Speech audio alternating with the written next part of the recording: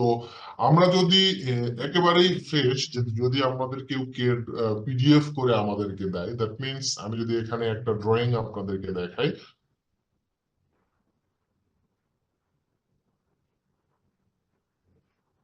সে ধরেন আমার এখানে বিভিন্ন প্রকারের ড্রয়িং আছে, তো সেই ক্ষেত্রে আমি এখান থেকে যে কোনো একটা এরিয়ার ড্রয়িং যদি আমি নিই, তাহলে এই যে আমি যে ড্রয়িংটা এখন ওপেন হচ্ছে, এই ড্রয়িংটা যদি আমার এইরকম থাকে ফ্রেশ, এটা কিন্তু একবারে কেড থেকে পিডিএফ করা, এবং কোনো স্ক্যান ফাইল না। এটা এটা আমরা কি বুঝতে পারতেছি? জি স্যার, এটা তো আবার কেডে আমরা কনভার্ট করতে পারবো না। হ্যাঁ, পারবেন না? এটা কি কেডে কনভার্ট করা যাবে? যাবে স্যার। ওকে, আমরা একটু দেখে নেই কিভাবে করে। যাবে, আমার তো মনে হয় না যাবে। ওকে, তো আমরা এখান থেকে নতুন আরেকটা ফাইল নিয়ে নিই। প্লাস চিহ্নতে আমি ক্লিক করলাম, ক্লিক করানোর পরে আমি এই যে দেখেন উপরে ইনসার্ট নামে একটা অপশন আছে, এই ইনসার্টে ক্লিক করলাম। এইটা আমরা সাধারণত আমরা যারা লোয়ার ভার্সন ইউজ করতেছি তারা তারা হয়তো পাবো না এটা। আমরা যারা একটু আপার ভার্সন ইউজ করতেছি তারা হয়তো আমরা এটা পাবো, এই অপশনটা। ঠিক আছে, দেন এইখানে দেখেন ইনসার্ট পাবো, বাট আমাদের এখানে যে একটা অপশন আছে সেটা হচ্ছে পিডিএফ ইম্পোর্ট। এইখানে আমি ক্লিক করলাম, পিডিএফ ইম্পোর্ট, এখানে আমি ক্লিক করলাম। দেন আমি ড্রয়িং এ যাচ্ছি, এখান থেকে আমি যে কোনো একটা ড্রয়িং এ চলে যাচ্ছি আর কি। যে কোনো ড্রয়িং হতে পারে আমার।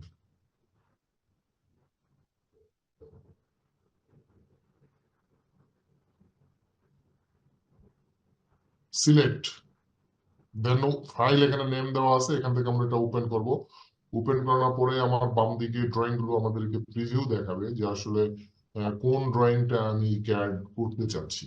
ঠিক আছে, এইটাকে যদি ধরেন আমার দরকার হচ্ছে 8 নাম্বারটা, 8 নাম্বার যে পেজটা আছে সেই 8 নাম্বার পেজটাকে আমি কনভার্ট করব। তা আমি 8 নাম্বারটাকে আমি সিলেক্ট করলাম, দেন ওকে। ডান দিকে দেখেন একটা অপশন আছে কনভার্টিং, এটাকে আমরা দেখতে পাচ্ছি। তো যার পিসি যত ফাস্ট তারটা তত ফাস্টলি কাজ করবে। আমি যদি এটা F7 প্রেস করে দেই তাহলে এই পেজটা আমি ক্লিয়ার ক্যাড ড্রয়িং পেয়ে যাচ্ছি। ঠিক আছে, পসিবল?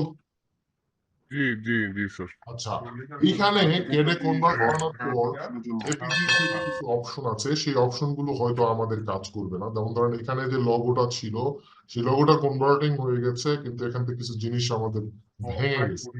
যদি এরকম কোনো কিছু থাকে বা এখানে টেক্সটের উপর টেক্সট উঠে গেছে, তো আলটিমেটলি আমাদের যেটা প্রয়োজন হয় সেটা হচ্ছে যে এখান থেকে আমাদের টাইটেল বারটা, এটা আমাদের তেমন একটা রিকোয়ার্ড থাকে না। আমাদের সাধারণত ড্রয়িংটা মূল যে পয়েন্ট, এটা আমাদের আসলে প্রয়োজন হয়।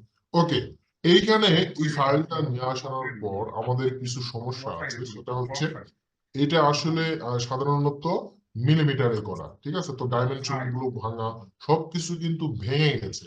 তো এখন যদি আমরা এটাকে স্কেলে নিতে চাই, যেমন ধরেন আমার এখান থেকে এখানে মেজারমেন্ট দেওয়া আছে 530 mm। আমি হোমে গেলাম, যদি এখানে একটা ডাইমেনশন দেই তাহলে এখান থেকে ডাইমেনশন কত দেখাচ্ছে আমাদের? স্যার এটা 26 দশমিক কত যে দেখাইতেছে। 26 মিটার দেখাচ্ছে। দ্যাট মিনস দেখাইতেছে, আমাদের ডাইমেনশনটাকে একটু ঠিক করতে হবে। ঠিক আমি করতে হবে। টেক্সট গুলাকে এখন ডিলিট করে দিই, এই টেক্সট গুলো আমার দরকার পড়তেছে না। টোটালটাকে আমি সিলেক্ট করলাম, ব্লক করলাম। আই মিউট করেন।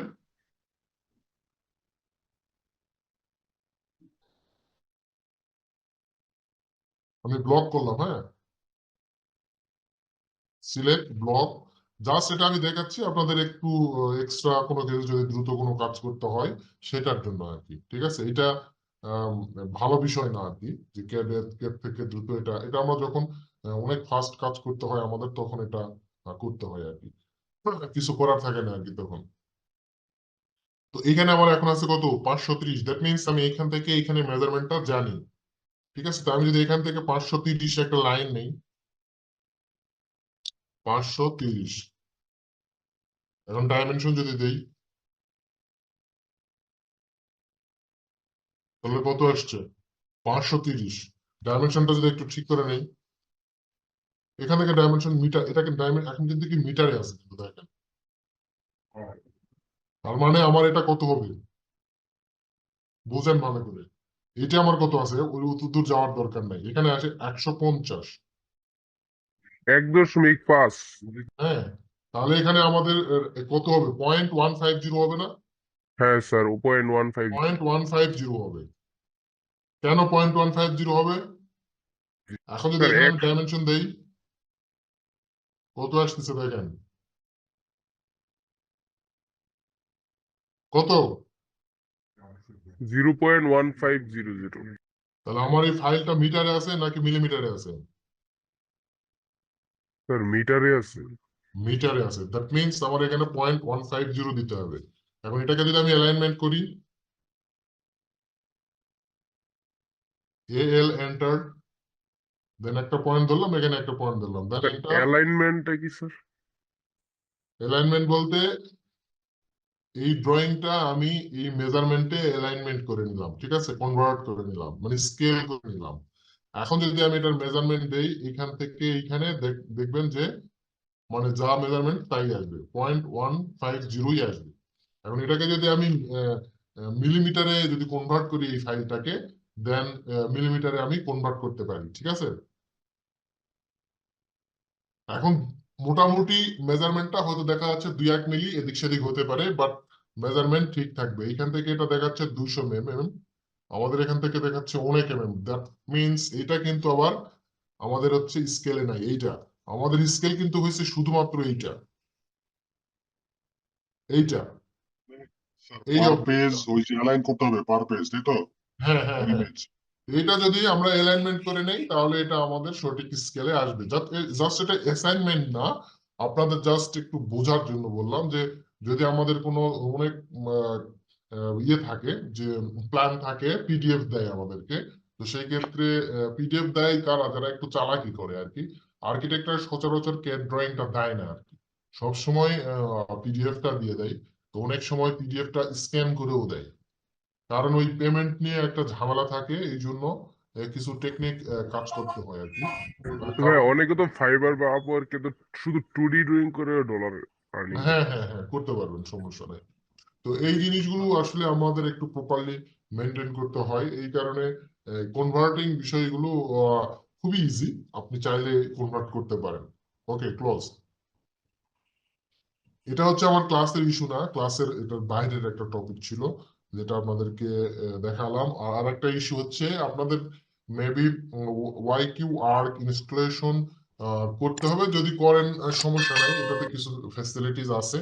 ইনশাল্লাহ এটা আমি নেক্সট ক্লাসে দেখাবো নি, বাট ইনস্টল করার ট্রাই করেন, যদি পারেন তো ভালো।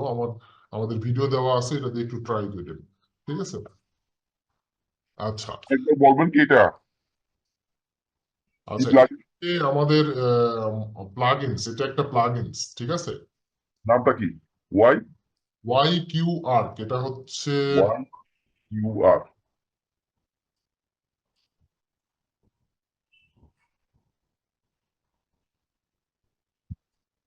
কিছু চলবে? হ্যাঁ, হ্যাঁ চলবে, চলবে না কেন। এটা হচ্ছে এই যে এই সফটওয়্যারটা আর কি, সফটওয়্যার না মূলত, এটা হচ্ছে একটা প্লাগইনস, হ্যাঁ, মানে অটোক্যাডের প্লাগইনস। এটা ইনস্টলটা কিভাবে করবেন এটা এখানে বলা আছে, আর ড্রাইভে কিন্তু এই সফটওয়্যারটা দেওয়া আছে, মানে প্লাগইনসটা দেওয়া আছে, ঠিক আছে। আমি এটার ভিডিওটা আপনাদেরকে দিয়ে দিচ্ছি। ওকে, থ্যাংক ইউ।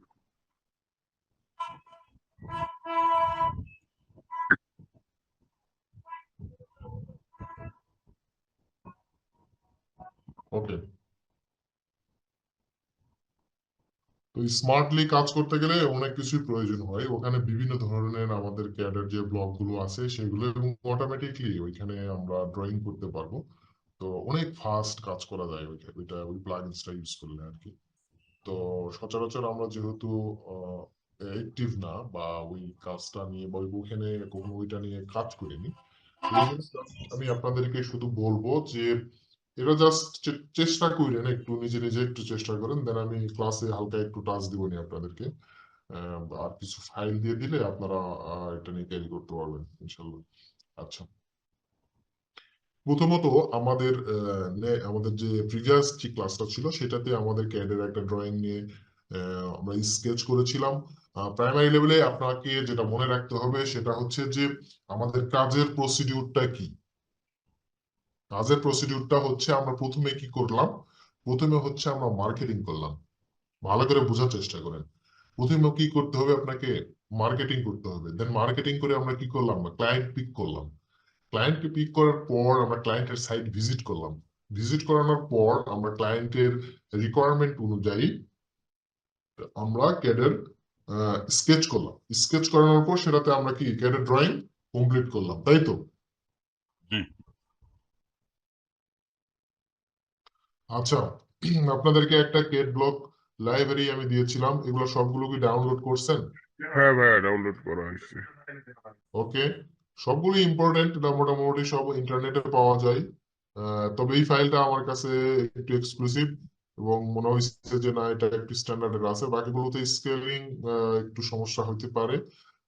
তো চেষ্টা করবেন আমাদের DWM4 লাইব্রেরি 2005 যেটা আছে এটা ইউজ করার জন্য। ওকে, আমরা মূলত এখন যেটা করব সেটা হচ্ছে ফার্নিচার লেআউট। ক্লিয়ার? তো প্রথমে আমরা ধরে নিলাম যে এই যে ইন্টেরিয়র ডিজাইনটা আমরা স্কেচ করছি, দেন এটা স্কেচ করানোর পর আমরা হয়তো কিছু জিনিস, ক্লায়েন্ট হয়তো চাইছে যে আমার কিচেনটা একটু এক্সটেনশন করতে হবে, আমরা এক্সটেনশন করছি হয়তো একটু, বা সিভিল কিছু কাজ করছি, করে একটু রুমগুলো হয়তো এক্সটেনশন করছি, হয়তো এখানে ডাইনিংটা আরো একটু চাপানো ছিল, হয়তো আরো একটু বাড়াইছি। দ্যাট মিনস আমি ক্লায়েন্টের যতগুলো রিকোয়ারমেন্ট ছিল সবকিছু ফুলফিল করছি। এখন আমার যেটা পালা সেটা হচ্ছে ফার্নিচার লেআউটটা করা। তো ফার্নিচার লেআউট করার জন্য আমাদের কিছু নির্দিষ্ট মেজারমেন্ট আছে, যেগুলো আসলে নির্দিষ্ট বললে ভুল হবে। আমরা আসলে প্র্যাকটিক্যালি যে কাজগুলো আমরা করতেছি এবং মোটামুটি যেটা স্ট্যান্ডার্ড বলা চলে যে আমরা এই মাপগুলো আসলে ফলো করি এবং এটাই রাখার চেষ্টা করি। হ্যাঁ, তো এইরকম কিছু মেজারমেন্ট আসলে আমাদের জানা উচিত। যখন মেজারমেন্ট গুলো বলা হবে কাইন্ডলি আপনারা একটু নোট ডাউন করে নিন। ওকে, আমরা এখন এখান থেকে আমরা একটা বেড নিয়ে আসবো। নর্মালি আমি এখান থেকে একটা বেড সিলেক্ট করলাম, দেন কন্ট্রোল C, এবং আমার ইন্টেরিয়র যে প্ল্যানটা আছে এখান থেকে আমি কন্ট্রোল V করলাম। দেন আমি এখান থেকে বেড পেয়ে গেছি, এটাকে আমি রোটেট করব, RO, এন্টার। দেন এটাকে আমি ধরে নিয়ে গিয়ে এইখানে জাস্ট জানলার মিড পয়েন্টে আমি বসাই দিব।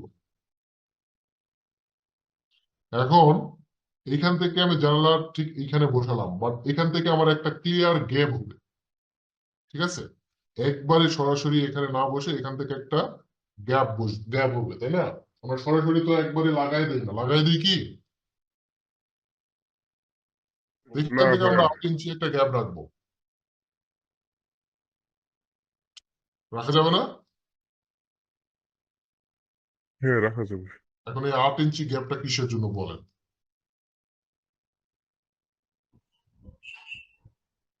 তা তো জানি না, কিন্তু সবাই রাখে। ওকে, আমি বলতেছি। আচ্ছা, এখন এইখানে আমাদের একটা জিনিস খেয়াল রাখতে হবে। অনেকেই আমরা ফার্নিচার লেআউট করছি, তবে আমাদের টেক্সট এরকম, দেখেন একটু এরকম, তাহলে হবে? টেক্সটটা কি আমার ফার্নিচার থেকে বাইরে নিয়ে আসতে হবে, নিয়ে আসে এখানে রাখতে হবে, ফার্নিচারের মধ্যে রাখা যাবে না। বুঝতে পারছি? কি কার্টেনের জন্য? ইয়েস, কার্টেনটা আমরা আসলে অনেকেই বুঝি না। তো কার্টেন মানে কি? কার্টেনের বাংলা কি? পর্দা। পর্দা। ভাইয়া পর্দা। আচ্ছা, এইখানটা আমরা সচরাচর যদি আমরা কোনো কার্টেন ইউজ করি তাহলে এটা মুভ করতে হবে না? হ্যাঁ ভাইয়া। মুভ করার জন্য জায়গা রাখতে হবে না? রুমের ভিতরেও আমাদের ট্রাফিক প্যাটার্ন থাকে, আমরা জানি, জায়গা রাখতে হবে। কাছে আমরা তারা জানি রুমের মধ্যে আমাদের ট্রাফিক প্যাটার্ন মেনটেন করতে হয়। তো ট্রাফিক প্যাটার্ন একটা টপিকই আছে যেটা আমরা আসলে পড়ে আসছি, অনেকেই এটা পড়ছি, যারা আর্কিটেক্ট আছে তারা কি আমরা পাইছি এটা? রুম যখন আমরা অ্যারেঞ্জমেন্ট করি তখন এখানে আমাদের কিছু জোন আছে, সেই জোন ওয়াইজ যখন আমরা ভাগ করি তখন এটা ট্রাফিক যে প্যাটার্ন, দ্যাট মিনস আমাদের চলাচলের জন্য যে কমফোর্টেবল যে জোন গুলো, এগুলোও কিন্তু আমরা বিচার বিশ্লেষণ করি। ঠিক আছে? তো সেই ক্ষেত্রে যখন আমরা এই স্পেসটা যদি আমরা এখান থেকে না রাখি তাহলে আমাদের জন্য একটু প্রবলেম হয় যে আদার্স এখানে আরো যদি কোনো ফার্নিচার আমরা এড করি, বিশেষ করে ক্যাবিনেট বা এখান থেকে কোনো ডিসপ্লে, টিভি ডিসপ্লে যদি কোনো কিছু দেই, তাহলে আমার যে হাঁটা চলার পথটা সেটা ইজিলি বা স্মুথলি হচ্ছে কিনা। তো একটা মানুষ সচরাচর হাঁটার জন্য সাধারণত 1 ফিট 6 ইঞ্চি জায়গা হলেই যথেষ্ট।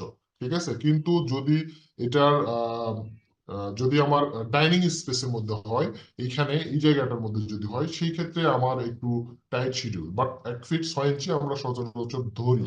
1 ফিট 6 ইঞ্চি দ্যাট মিনস 18 ইঞ্চি। ঠিক আছে? তো 18 থেকে 22 ইঞ্চি পর্যন্ত আমরা এটাকে কাউন্টেবল বা স্ট্যান্ডার্ড একটা মেজারমেন্টের মধ্যে কাউন্ট করি। কারো কোনো সংশয় আছে?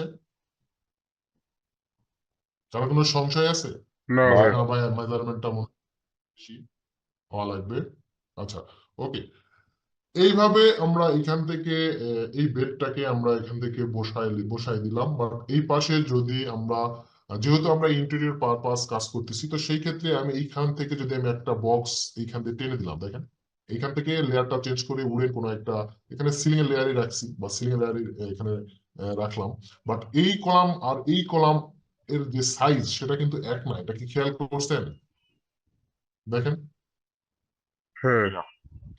তো সচরাচর এই পাশ এবং এই পাশ একই হওয়ার কথা। যদি কোনো কারণে মিসিং হয় বা কোনো কিছু হয়, একটু দেখে নেন। যদি আমি এই কলামটা আর এই কলামটা যদি এক না হয় তাহলে তো একটু সমস্যা, হালকা একটু দেখা যাচ্ছে বাইরের দিকে আছে, বাট এক হওয়ার কথা। তো এটা আমি উডেন কালার দিয়ে আমি মার্ক করে রাখলাম, একটা লেআউটে নিয়ে রাখলাম।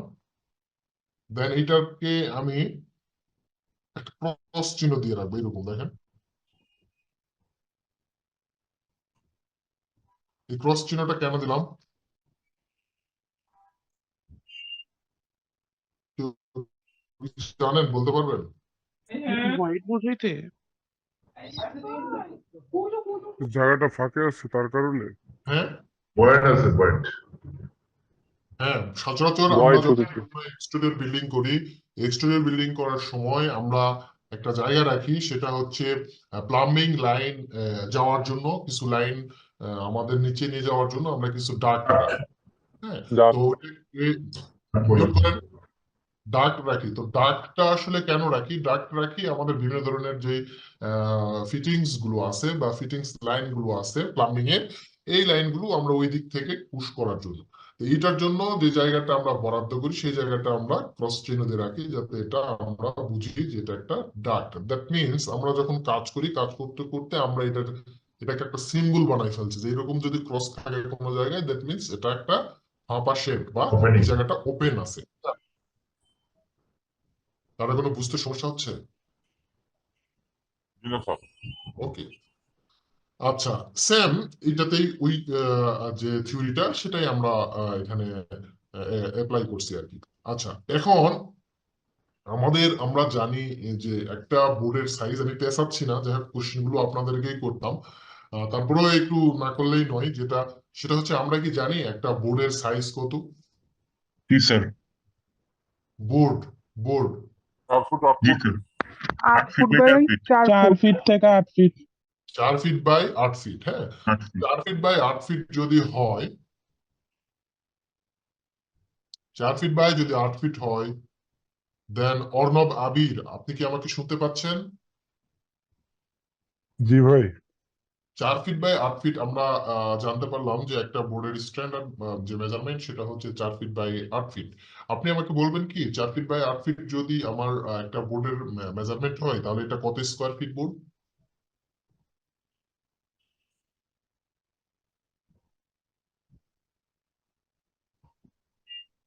ভাই 32। কিভাবে?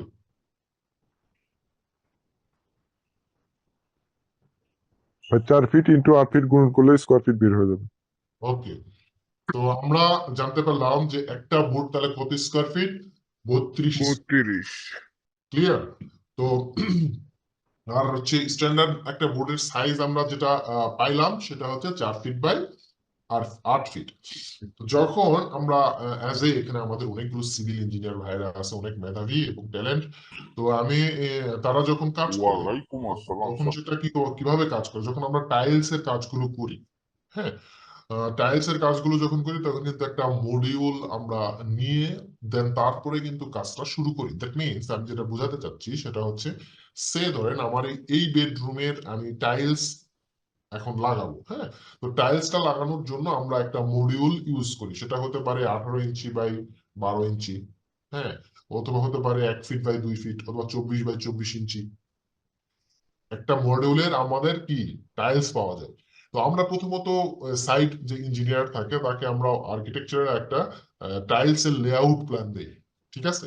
তো ওই লেআউট প্ল্যানে কিন্তু আমাদের একটা মডিউল থাকে, ওই মডিউল অনুযায়ী যেমন ধরেন আমাদের 24 24 ভিতরে আমাদের যে টাইলস দেওয়া আছে বা মার্বেল যেটাই বলেন, আমরা 24 24 দিলাম, হ্যাঁ। তো 24 24 বুঝতেছি তো আমরা 24 24 মানে কি, 2 ফিট বাই 2 ফিট। খালি অনেকে হয়তো ভাবতেছে যে 24 24 বলতে কি বোঝাচ্ছে। তো 24 24 মানে হচ্ছে 2 feet 2 by feet by 2 feet. 2 feet by 2 ফিটের মার্বেল ধরলাম, যে 2 ফিট বাই 2 ফিটের মার্বেল আমরা এখানে লাগাবো। আচ্ছা, তাহলে আমরা পুরা রুমটা আমরা আগে মেজারমেন্টটা তো আমরা জানি। তো সেই ক্ষেত্রে আমরা পুরা রুমটাকে মেজারমেন্ট করে নিয়ে যদি 2 ফিট বাই 2 ফিট যদি আমরা মার্বেল লাগাই, তাহলে আমাদের ওয়েস্টেজ হচ্ছে কিনা, ঠিক আছে, ওইটা আগে আমরা দেখি, হ্যাঁ। ওইটা আমরা আগে দেখি যে হ্যাঁ 2 ফিট না, তখন আমরা যদি দেখি যে হ্যাঁ না 2 ফিট বাই 2 ফিট না, আমরা এটা যদি 20 ইঞ্চি বাই 20 ইঞ্চি করি বা 20 ইঞ্চি বাই 14 ইঞ্চি করি, তাহলে হয়তো আমাদের ওয়েস্টেজটা কমতেছে, সে কথার কথা, হ্যাঁ। তো তখন কিন্তু আমরা মার্বেলটা কিন্তু ওইভাবে কাটিং করি, তাই কিনা। তারপরে কিন্তু আমরা মার্বেল ইনস্টল করি। ক্লিয়ার? কারো কোনো বুঝতে সমস্যা হচ্ছে এই পয়েন্টটা? কাটিং মানে এই জায়গাটা কোনো বুঝতেছি না। কাটিং বলতে শোনেন, আমাদের হচ্ছে স্ট্যান্ডার্ড সাইজের মার্বেল যদি হয় তাহলে অনেক সময় যেটা হয় যে আপনি আপনার রিকোয়ারমেন্ট অনুযায়ী সেটা কাট করে নিতে পারবেন। মনে করেন যে আপনার এখন রুমে মার্বেল লাগবে হচ্ছে 18 বাই মনে করেন যে হচ্ছে 14, সে কথা বা 18 বাই 12 আপনার হচ্ছে মার্বেল লাগবে। তো এই সাইজের মার্বেল তো বাজারে নাও পাইতে পারেন, তাই না। তো সেই ক্ষেত্রে আমরা যখন ওই সবগুলোতে যখন আমরা সার্চ করি তখন তাদেরকে বললে তারা মার্বেল তো মূলত পাথর থেকে কেটে কেটে করে, ঠিক আছে, একটা পাথর বড় পাথর থাকে, সেটাকে কেটে দেন মার্বেল পলিশ করে নিয়ে আসে, এটা কি আমরা জানি। আর জি স্যার। সবচাইতে বেশি মার্বেল এবং গ্রানাইট বা যেটাই বলেন না কেন আমাদের দেশে আসে সেটা হচ্ছে ব্রাজিল থেকে।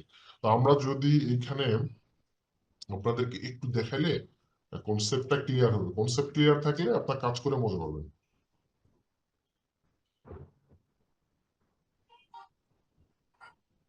আচ্ছা, এইটা যে ইন্টেরিয়র ডিজাইন দেখতেছেন এটা ইনশাল্লাহ আমার করা, ঠিক আছে।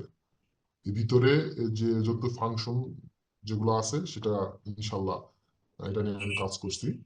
তো এইখানে এদের এটার ইন্টেরিয়র ইনসাইডটা একটু দেখাই। এটা হচ্ছে আমার ম্যাটেরিয়াল, যে আমাদের যে টাইলস এর শেলফ যেগুলো আছে সেগুলো এখানে এরা আসলে টাইলস সেল করে না সচরাচর, এরা সবগুলোই মার্বেল আর গ্রানাইট এরা হচ্ছে ইয়ে করে। তো এইখানটা এটা আমার হলো যে একবারে টপ এন্ড হেড 7 ফিট পর্যন্ত একটা ইয়ে আছে, দেন বিভিন্ন ধরনের এটা আমার গ্রুপ করে মার্বেলের যে শো গুলো আছে সেগুলো আমরা এখানে স্যাম্পল হিসেবে রাখছি, স্যাম্পল। আর এইখানে একটা হচ্ছে আমাদের এটা একটা হ্যাঙ্গিং একটা মার্বেলের শো র্যাক আছে, যেটাতে আপনি স্লাইড করে করে আপনি মার্বেল গুলো দেখতে পারবেন, ঠিক আছে, এই যে এটা।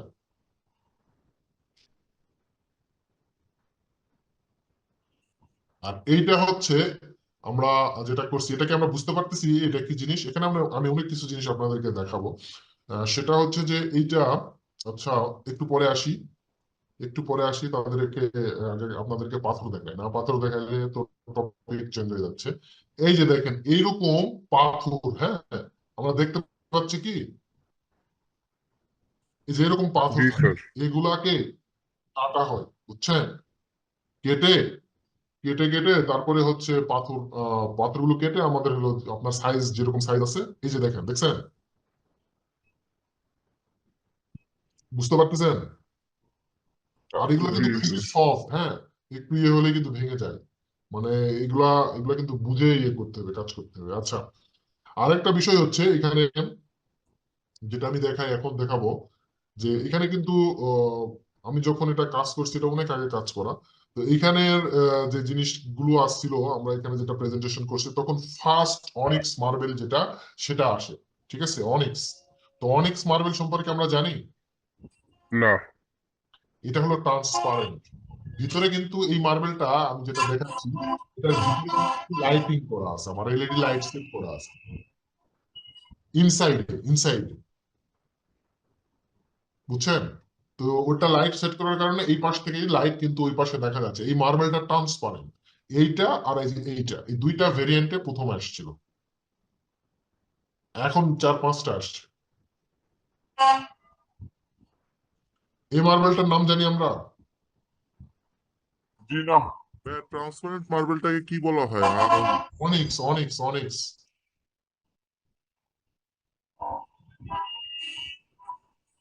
ওকে, যখন মেটেরিয়াল অ্যাসাইন করব তখন অনেকগুলো আপনাদেরকে মেটেরিয়ালস দেখাবো, দেখালে কনসেপ্ট আরো ক্লিয়ার হবে। কিছু বোর্ড সম্পর্কে ধারণা দিলে কিছু ছবি দেখাবো ইনশাল্লাহ। তো সেগুলো নিয়ে যদি ধারণা দেওয়া হয়, আরো ইনশাল্লাহ আপনাদের কনসেপ্ট আরো ক্লিয়ার হবে। ওকে, তো এইখানে এই কথাটা আসলো এই টপিকের ভিত্তিতে, যখন আমরা বোর্ড নিয়ে কাজ করব তখন কিন্তু আমাদেরকে একটা মডিউল দাঁড় করাইতে হবে। দ্যাট মিনস আমরা যখন ডিজাইন আমাদের কমপ্লিট হয়ে যাবে, ডিজাইন কমপ্লিট হয়ে যাওয়ার পরে আমরা কিন্তু আমাদের মডিউল আগে ঠিক করতে হবে যে আমাদের মডিউলটা ঠিক আছে কিনা। তাহলে আপনার ওয়েস্টেজ বোর্ডটা যে ওয়েস্টেজ হবে, এই ওয়েস্টেজটা আপনি বুঝতে পারবেন। ঠিক আছে, আচ্ছা। সচরাচর আমরা বোর্ড ওয়েস্টেজ আমরা যখন প্র্যাকটিক্যালি কাজ করি তখন দেখা যায় যে আমরা সিলিংটা আমাদের ওয়াল থেকে অনেক সময় 18 ইঞ্চি নিয়ে আসি, বাইরে আবার 22 ইঞ্চিও নিয়ে আসি। যদি কোনো বিম থাকে তাহলে 3 ফিট বা 4 ফিট পর্যন্ত বিমের আউট পর্যন্ত আমরা সিলিংটা নিয়ে আসি, যাতে বিমটা না দেখা যায়। আচ্ছা, তো সে ধরে নিলাম এখানে আমি এখন সিলিং লেআউটটা কিন্তু করতেছি না, জাস্ট আমি যদি ফার্নিচার এখানে কিছু বসাই, দ্যাট মিনস আমি এখান থেকে 18 ইঞ্চি একটা অফসেট নিচ্ছি এত দূর পর্যন্ত। তারপরে এইখান থেকে আমি একটা রেক্টেঙ্গেল নিচ্ছি। ওকে, আমি লেয়ারটা আগে চেঞ্জ করে নিব, বা ফার্নিচার কোনো যদি লেয়ার থাকে, এই যেখানে আছে ফার্নিচার, বাট কালারটা ঠিক নাই, কালারটা একটু ঠিক করে নিচ্ছি। ওকে, দেন এটাকে আমি লেয়ারে নিয়ে নিচ্ছি। ওকে, আচ্ছা। এখান থেকে আমার মনে করেন আমি যদি এখন অফসেট নেই, যদিও বা আমার, আমি যদি এখান থেকে টোটালি ফার্নিচার যদি আমি ক্যাবিনেটের জন্য চিন্তা করি, তাহলে কি এটা এখানে শেষ হবে, না শেষ করা উচিত হবে, নাকি এটাকে আরো এখানে 1 ফিট বা 2 ফিট ভিতরে শেষ করা উচিত হবে, কোনটা? ভিতরে শেষ করতে। তার একটু ভিতরে। তারপরে আমার মনে হচ্ছে না, আরো 1 ফিট ভিতরে আমার শেষ করা উচিত এইখানে, বিকজ অফ আমার তো সুইচ বোর্ড থাকবে এখানে, তাই না? হ্যাঁ ভাইয়া। তো সেই ক্ষেত্রে আমার তো প্রবলেম হতে পারে।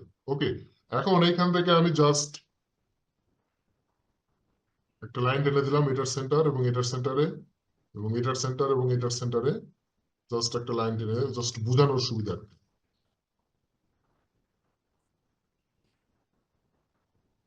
প্রয়োজন পড়লে আপনি একটা অফসেট দিয়ে নেন।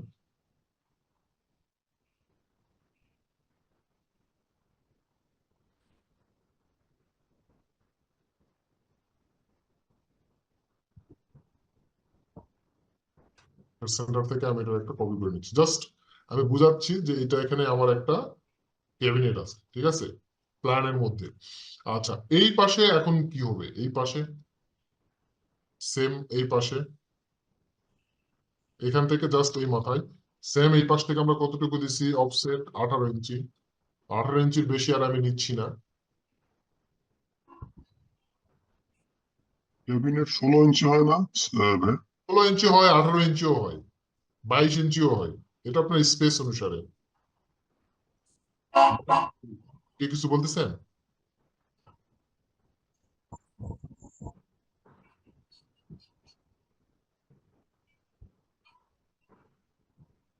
এটা মনে করেন আমার একটা টিভি ডিসপ্লে হতে পারে, কারণ আমি একটা রুমের মধ্যে অনেক কিছু জিনিস দেখাবো যেটাতে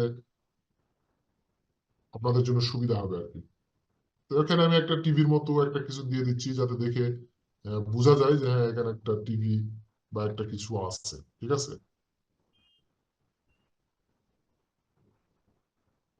ওকে, ভাইয়া বুট যে বলছেন, বুটের ব্যাপারটা কি আসলে? বোর্ডের ব্যাপারটা হচ্ছে, সে ধরেন আমার এখানে যে স্পেসটা আছে, যে রুম, এই রুমটার তো একটা মেজারমেন্ট আছে, ঠিক আছে, মেজারমেন্ট আছে না। তো আমার এই রুমে মনে করেন আমার এই রুমটাতে আমাকে আগে প্রথমে যেটা করতে হবে, সে যে আমি যে ডিজাইনটা করতেছি, এই ডিজাইনটাকে আপনি আগে কমপ্লিট করবেন। কমপ্লিট করানোর পর আপনি ওখানে আগে বোর্ডের হিসাব করবেন যে বোর্ড কতটুকু লাগতেছে, হ্যাঁ কত স্কোয়ার ফিট বোর্ড লাগতেছে। তো প্রথমে যদি আপনি ডিজাইন কমপ্লিট করে ফেলেন, হ্যাঁ কমপ্লিট করে ফেলে যদি আপনি বোর্ডের হিসাব করেন, তাহলে আলটিমেটলি লাভটা হচ্ছে না। মডিউলটা আপনার সাজাইতে হবে, যখন আমরা এই যে এখন এখান থেকে 16 ইঞ্চি বা 18 ইঞ্চি নিচ্ছি, বা যাই 22 ইঞ্চি নেই না কেন, এখান থেকে আপনার মডিউলটা ঠিক করতে হবে। ঠিক আছে, যে 22 ইঞ্চি একটা বোর্ড যদি 22 ইঞ্চি কাটেন 4 ফিট বাই 8 ফিট, দেখেন সেখানে ওয়েস্টেজ কতটুকু হচ্ছে। ঠিক আছে, এটা আগে আপনাকে হিসাব করতে হবে। ঠিক আছে, এটা ওইরকম কোনো কিছু নয়, মেজর কোনো ইস্যু না। এটা আপনি মিস্ত্রিকে বলে দিলে মিস্ত্রি হিসাব করে বের করে নেবে। কিন্তু আপনারা তো জানা উচিত, তাই না? জানা উচিত কিনা? জি। তো সেই ক্ষেত্রে আপনি আপনি বোর্ডটাকে আগে আপনি তো আপনাকে ক্যালকুলেশন তো বললামই, একটা বোর্ডের স্ট্যান্ডার্ড সাইজ কত, 4 ফিট বাই 8 ইঞ্চি, এটা টোটাল স্কোয়ার ফিট করলে 32 স্কোয়ার ফিট হচ্ছে। তাহলে আপনার রুমটা কত স্কোয়ার ফিট, তাই না? আমার রুমটা যদি এখানে দেখেন, তাহলে যদি 10 ফিট 10 ফিট ওটা থাকলে তো বের এটা করতে হবে আপনার, হ্যাঁ। তাই না? এখানে আবার কয়টা বোর্ড লাগবে বা কি আসল বিষয়, বোর্ড যদি এইভাবে যদি আমি হিসাব করি, তাহলে তো বোর্ডের হিসাবটা এভাবে বের হবে না। তো আমার বোর্ড লাগতেছে কোথায়? 3D না করলে কি আপনি বোর্ডের হিসাব বের করতে পারবেন? না। তো 3D কমপ্লিট যখন আমরা করব, তখন বোর্ডের হিসাবটা বের করবো। বাট এখান থেকে আমরা মডিউলটা এখান থেকে চেক আউট করে নিব যে আমরা 16 ইঞ্চি 12 ইঞ্চি, মানে জোরে জোর সংখ্যাতে আমরা যাব, বেজোরে যাব না। আচ্ছা ভাই, আমার একটা কোশ্চেন ছিল যে মনে করেন রুমে মনে করেন 100 স্কোয়ার ফিটের আমার রুমটা, এখন বোর্ড 32 দিয়ে ভাগ করে যেটা আসবে ওইটাকে আনুমানিক বোর্ডের ধরবো, বোর্ড এতটা লাগবে এরকম ধরবো কি? না না না না না না, বোর্ডটা যখন আমরা 3D করব, 3D করানোর পর আমাদেরকে তো এস্টিমেট করতে হয়। তো এস্টিমেট করার জন্য আমরা তখন ওই 3D থেকে আমরা মেজারমেন্ট গুলো নিব, ঠিক আছে। এবং ওকে কিভাবে ভাই, আপনি বুঝতে নেবেন পারছি। ওইটা আমি আপনাদেরকে দেখাবো। বাট আমরা যখন হিসাব করি, তখন সে ক্লায়েন্ট প্রথমে আসে বলে যে আমার ওটা এখানে 1300 স্কোয়ার ফিট, আমার হলো, আমি ইন্টেরিয়র, আমার হলো অ্যাপার্টমেন্ট 1300 স্কোয়ার ফিট, আমি এটা ইন্টেরিয়র ডিজাইন করবো। বাট আমরা কিন্তু আর ওটা ইন্ডিভিজুয়ালি আর দেখি না, এটা কত এটা কত, এটা তখন আর আমরা হিসাব করি না। তখন ওই 1300 স্কোয়ার ফিটের উপরেই আমরা অ্যামাউন্টটা থ্রো করি। কিন্তু ডিজাইন কমপ্লিট হয়ে যাওয়ার পরে আমরা তখন এটাকে আগে হিসাব করে বের করি যে হ্যাঁ এটা আর কি এটা। ব্লক এস্টিমেশনের কথাটা বলতেছে আর কি, কার্পেট সাইজ কত আছে ওটার উপরে দেখা যাচ্ছে স্কোয়ার ফিট হিসাব করার হ্যাঁ কথা হ্যাঁ হ্যাঁ বলতেছে। হ্যাঁ হ্যাঁ। ওকে। আচ্ছা ভাই, আচ্ছা, স্কোয়ার ফিট কত করে ধরে? এটা কি আপনার কি হিসাবে বলতেছেন, যে আমি কাজের? ব্লক এস্টিমেশনের কথা বলতেছি আর কি। আমরা যদি খরচ হিসাব করি বোর্ডের, যে সাপোজ মনে করেন আমার একটা বোর্ডে এত টাকা করে খরচ, এখন এটা ব্লক এস্টিমেশনে আর কি কত করে ধরা হবে যদি 1200 স্কোয়ার ফিট যদি একটা ফ্ল্যাট হয়? আচ্ছা, এখানে কি আপনি ডিজাইন চার্জ নাকি মানে কনস্ট্রাকশন সহ?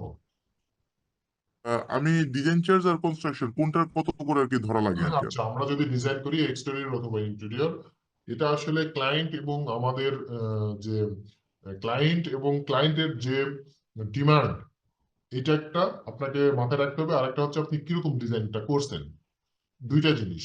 একটা হচ্ছে ক্লায়েন্ট এবং ক্লায়েন্টের ডিমান্ড, আর একটা হচ্ছে আপনার ডিজাইনের হচ্ছে কিরকম খাটনি হয়েছে আর কি। অনেকে আমরা যখন ক্লাসিক্যালে চলে যাব, তখন কিন্তু আপনার হিউজ পরিশ্রম করতে হয় ক্লাসিক্যালে। আর মডার্ন যদি আমরা ইন্টেরিয়র ডিজাইন করি, তাহলে কিন্তু অতটা পরিশ্রম করতে হয় না। তো সেই ক্ষেত্রে মডার্নে আমরা বোর্ড কম ইউজ করি, ঠিক আছে। তো আমরা যখন চার্জ করি, তখন ডিজাইন চার্জটা আমরা 50 টাকা থেকে শুরু করি পার স্কোয়ার ফিট।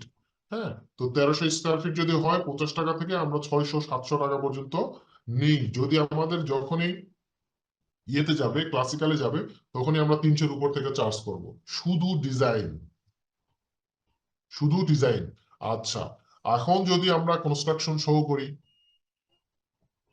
আমি যদি এখন আপনাকে বলি যে কনস্ট্রাকশন সহ করলে আপনার হচ্ছে 1800 টাকায় পার স্কোয়ার ফিট দিতে হবে। তো তখন আপনি কিভাবে ক্লায়েন্টকে বুঝাবেন? আপনি কি হোয়াইট বোর্ড দিবেন নাকি বার্মাটেক দিবেন, নাকি সেগুন দিবেন, নাকি কি দিবেন? তখন ক্লায়েন্টকে আপনি কি বলবেন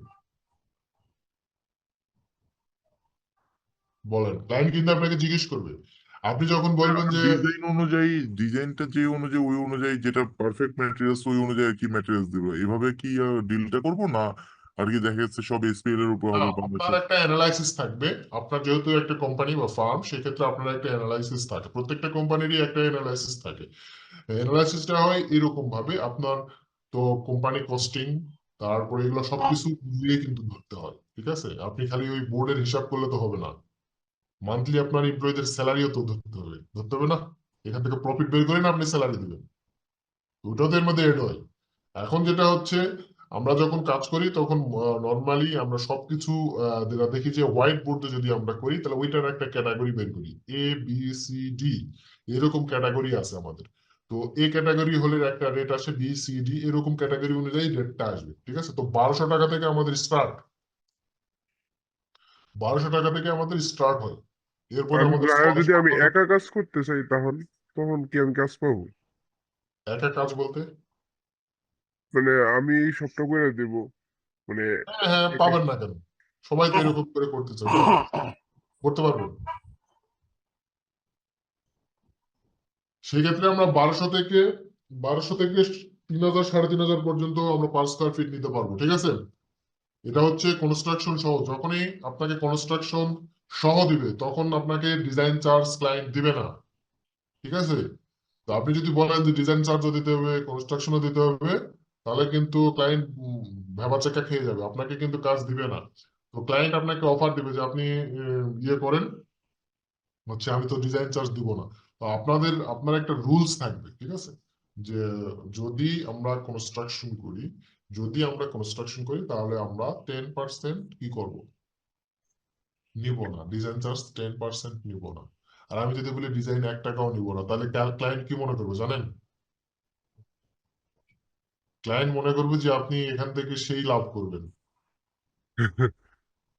এই জন্য ডিজাইন চার্জটা নিচ্ছেন না। আর সব সময় যখন ক্লায়েন্ট মুলামুলি করে, মুলামুলি মানে বুঝি তো, হ্যাঁ ভাই। ক্লায়েন্ট কিন্তু মুলামুলি করে, ক্লায়েন্ট মুলামুলি করবে আপনার সাথে যে এটা নিয়েন না, বইটা নিয়েন না, বা আমাকে একটু কমায় দেন, আমার বাজেট কম। হ্যাঁ, তখন কিন্তু আপনাকে কমাইতে হবে, কিন্তু কমাবেন কিভাবে? অবশ্যই কমাতে হবে।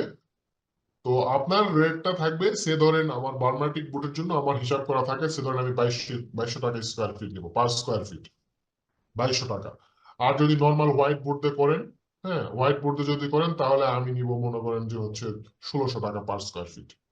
আচ্ছা, এটা তো আমার কাজের যে খরচ পড়বে সব মিলিয়ে টাকাটা নিতে হবে। সবকিছু মিলাই। এখন যদি ভুল ক্রমে আমার এস্টিমেটে একটু ভুল হয় তাহলে তো আমার নিজের পকেট থেকে দিতে হবে। হ্যাঁ দিতে হবে, দিবেন। 1,600 টাকা পার স্কোয়ার ফিট কাজ করলে আপনার নিজের পকেট থেকে দিলে আর কাজ করা লাগবে না, বাইরে বসে থাকেন। 1,600 টাকা হোয়াইট বোর্ড দিয়ে কাজ করলে অনেক টাকা লাভ হবে। তার মনে করেন যে একটা 100 ফিট রুমে যদি কাজ মেলামাইন করা বোর্ড হয়। দিয়ে কাজ করলে আপনার 1,200 টাকা পার স্কোয়ার ফিট, ঠিক আছে? মেলামাইন বোর্ডেরও তো একটা ক্যাটাগরি আছে না, বিভিন্ন ব্র্যান্ড আছে না? মোবাইল ফোন তো শাওমিরও আছে, স্যামসাং এরও আছে, আবার আইফোনও আছে, সমস্যা কি? না, আচ্ছা তাহলে একা কাজ করলে স্যার কত টাকা আসতে পারে মোটামুটি ভাবে? শোনেন, আমরা যেটা প্র্যাকটিক্যাল, যেটা আমাদের এক্সপিরিয়েন্স আছে সেটা হচ্ছে একটা ইন্টেরিয়র প্রজেক্ট যদি 10 লাখ টাকার হয়, সচরাচর আমাদের 5 লাখ টাকার নিচে ইন্টেরিয়র গুলো হয় না। শুধু একটা কিচেন ডিজাইন করতে গেলেও আমাদের 1.5 থেকে 2 লাখ টাকা লাগে, একটা কিচেন। তো আমরা ফুল ইন্টেরিয়র করতে গেলে 10-12 লাখ টাকা লাগে। তো 10-12 লাখ টাকার একটা ইন্টেরিয়র ডিজাইন করলে মিনিমাম 2 লাখ টাকা আপনার থাকবে, সব বাদ দিয়ে, আপনার 2 লাখ টাকা থাকবে। আর এটার জন্য আপনার আইবি কোনো সার্টিফিকেট দরকার নেই, বা আইএমই কোনো সদস্য পদ পাওয়ার দরকার নেই, ঠিক স্যার আছে? এরকম একটা কাজ করতে কি 1-1.5 মাস লাগবে নাকি থেকে আরো বেশি সময়? 2 মাস লাগবে, 2 মাস, 1-1.5 মাস, 2 মাস এরকম সময় লাগবে। 2 মাসে 2 লাখ টাকা? নুরানি ইন্টেরিয়র ডিজাইন আছে, কেউ নাম শুনছি আমরা? নুরানি আজকে প্রথম শুনলাম। অনেক আর্কিটেক্ট আবার বলতেছে, মানে অনেক আর্কিটেক্ট এটা নিয়ে কিন্তু অনেক তুচ্ছ তাচ্ছিল্য করে। আমি নিজে একটা সময় করছি, আমার বস আমাকে ডাক দিয়ে বলতেছে, মাসুদ নুরানি ইন্টেরিয়র ডিজাইন চিনো কখনো? আমি বললাম, না তো স্যার আমি কখনো শুনি। উনি আমাকে বের করে এই দেখে নুরানি। আমি তো এটা নাও তখন তারা স্টার্টিং পয়েন্ট ছিল, হ্যাঁ। এখন বাংলাদেশের যদি মোস্ট 10টা ইন্টেরিয়র ডিজাইন ফার্মের মধ্যে তারাও একজন। অবাক! বুয়েটের মতো আর্কিটেক্টরা, আহসানুল্লাহর আর্কিটেক্টরা, প্রাগ ইউনিভার্সিটির আর্কিটেক্টরা হচ্ছে কাজ পাচ্ছে না।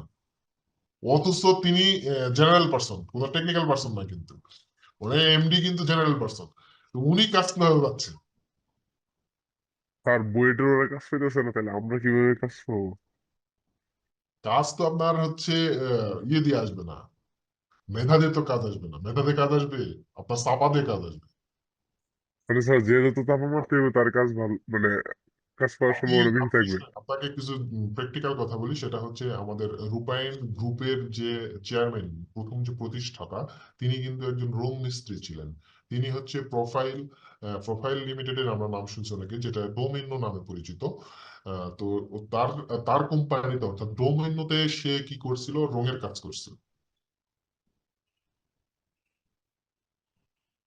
জি স্যার, বুঝছি।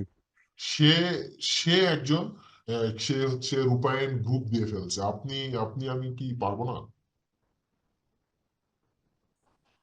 স্যার বৃত্তের বাইরে একটা ইন্টেরিয়র ফার্ম আছে, এটার নাম শুনছেন? কি? বৃত্তের বাইরে। বৃত্তের বাইরে? না না, আজকে শুনলাম। অনেক আছে এরকম, অনেক না। অনেক আছে, ঠিক আছে, অনেক আছে এরকম। যাই হোক, আমরা একটু ক্লাসের দিকে আঁকাই ইনশাল্লাহ। আচ্ছা, এইখান থেকে আমরা একটা টেবিল বা একটা কোনো কিছু দিয়ে দিতে পারি এখান থেকে, মোটামুটি, ঠিক আছে, যেটা আমাদের রিডিং টেবিল হিসেবে থাকবে। কোনো চেয়ার টেয়ার দেওয়া লাগলে আমরা এখান থেকে দিয়ে দিব। এটা হচ্ছে আমাদের একটা রুমের অ্যারেঞ্জমেন্ট, ঠিক আছে। প্রতিটা রুমেরই এরকম আমাদের অ্যারেঞ্জমেন্ট থাকবে। ক্লিয়ার? প্রত্যেকটা রুমে এইরকম ফার্নিচার বসাবেন। এখন হচ্ছে আমার টয়লেটের পালা, ঠিক আছে। টয়লেটের পালা। টয়লেট আর ওয়াশরুম কি এক? টয়লেট মানে টয়লেট আর ওয়াশরুম কি এক? আমাকে এটাকে বোঝান আগে। না হবে। স্যার। না, না, না স্যার, এক না। আরো একটা কি জানি আছে, আমার মনে আসতেছে না, কেউ কি বলতে পারেন? ড্রেস রুম তো পুরাটাই আলাদা, ওটা তো কোট করা হয়ে যাচ্ছে, আমরা তো বুঝতে পারতেছি। ওইটা কি বাথরুম?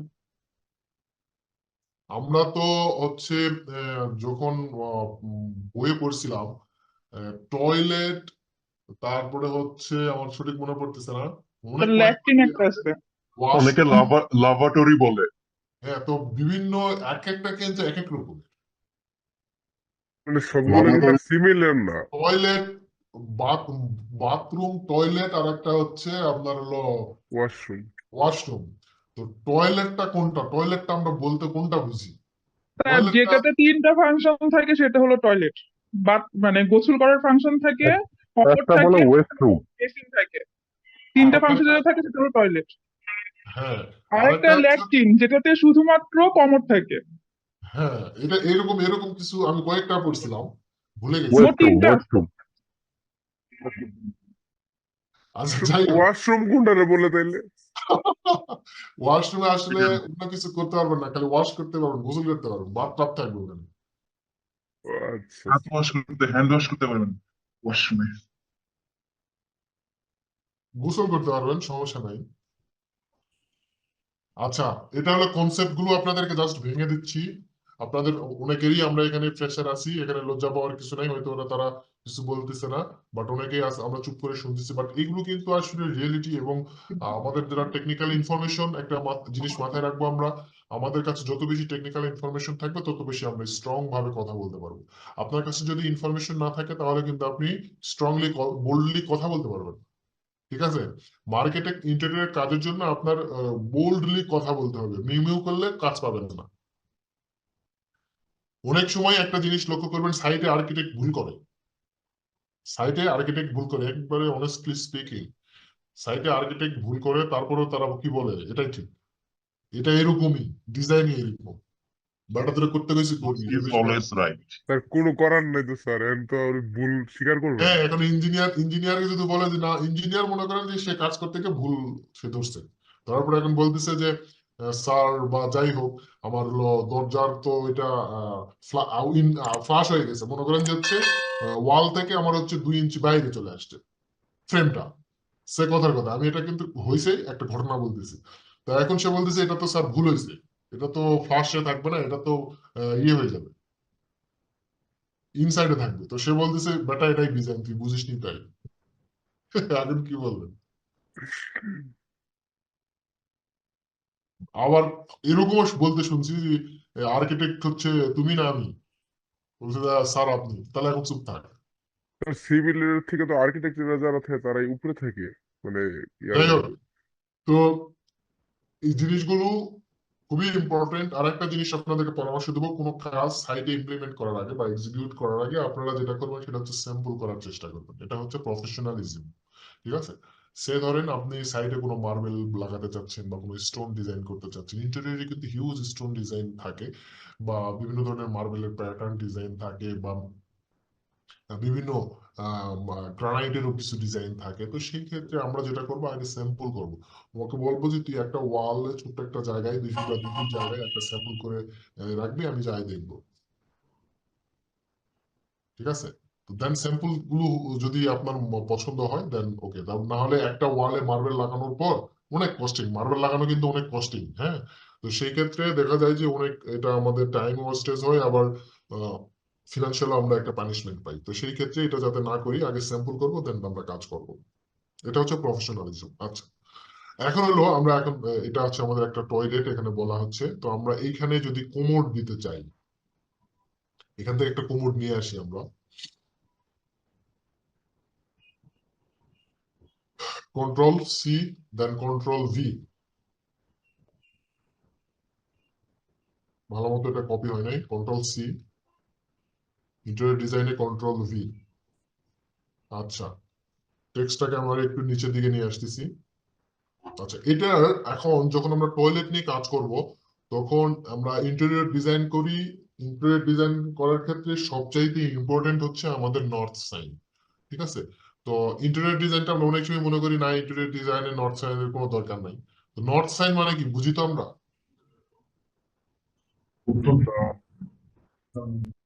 দিক দিক নির্দেশ করতে, দিক এইটা নির্দেশ কি? করতে। স্যার এটা হচ্ছে এটা নর্থ উপরে। নর্থটা উপরের দিকে। তার মানে কি নর্থটা এইদিকে, তাই তো? জি স্যার, উপরের দিকে নর্থ। এদিকে নর্থ। হুম। আচ্ছা, এখন তাহলে এদিকে উত্তর দক্ষিণটা আমি এদিকে পাচ্ছি। তার মানে আমি যদি এটাকে এখন রোটেট করি, রোটেট করানোর পর যদি আমি এখানে আসি, নিয়ে এসে এখানে বসাই, তাহলে কি ঠিক আছে? জি ভাইয়া, ঠিক ঠিক আছে। আছে। আমরা না, নর্থ ঠিক সাউথ নাই। বরাবর ওয়াশরুম টয়লেটটা দিচ্ছি, সো ইটস ফাইন। না, ঠিক নাই। ঠিক আছে। ভাইয়া ডোর খুললে কি এই যে ওয়াটার ক্লোজেটটা দেখা যাবে? এটা তো একটা মানে হয় রুলস এর মধ্যে পড়ে, যেন দরজা খুলে ডিরেক্ট ওয়াটার ক্লোজেট দেখা না যায়। বলেন। পরে আবার সিঁড়িতে যে কল কল বসাবে, এটা আবার হাতলটা থাকতে হবে, কতটুকু দূরত্ব এটা তো লাগবে, কত ইঞ্চি দূরে থাকতে হবে। আচ্ছা, ওয়াল যদি থেকে আমার ডিসটেন্স থাকতে হবে ডব্লিউসিটা। আমরা যখন বাইরের কান্ট্রি, আমরা বাইরের কান্ট্রিতে অনেকেই আছি, তো সচরাচর ওইখানে ওইখানে বাইরের যে দেশগুলোতে সচরাচর আমাদের যে নর্থ সাইনের, আমাদের বাংলাদেশে যে প্রবলেমটা হয় পূর্ব পশ্চিমের, এটা আমরা ওইখানে দেখি না আর কি, ওদের ওখানে ওইরকম কোনো ইয়ে নাই। তো বাংলাদেশে যেহেতু আমরা মুসলিম কান্ট্রি, তো সেই ক্ষেত্রে আমাদের একটা ধর্ম, একটা ভীতি কাজ করে এবং আমাদের একটা ওইরকম একটা ফিলিংস আসে। তো সেই ক্ষেত্রে আমরা যেটা করি সেটা হচ্ছে যে আমরা পূর্ব পশ্চিমটা অ্যাভয়েড করার চেষ্টা করি। যদি আমরা ওই ক্ষেত্রে আমরা ধরে নিলাম তর্কের ক্ষেত্রে যে আমরা যেহেতু মুসলিম কান্ট্রি, তো সেই ক্ষেত্রে আমাদের পূর্ব পশ্চিম আমরা অ্যাভয়েড করলাম, তো সেই ক্ষেত্রে তো এখান থেকে কোমোড যেটা আছে সেটা তো এখানে দেওয়া ছাড়া আর বিকল্প কোনো ওয়ে দেখতেছি না ওই দৃষ্টিকোণ থেকে। আচ্ছা, এখন আমার এখানে একটা কোশ্চেন আছে আপনাদের কাছে, যে কোমোড, হাই কোমোড এবং পেন, এই তিনটার মধ্যে কোন কথাটা রং?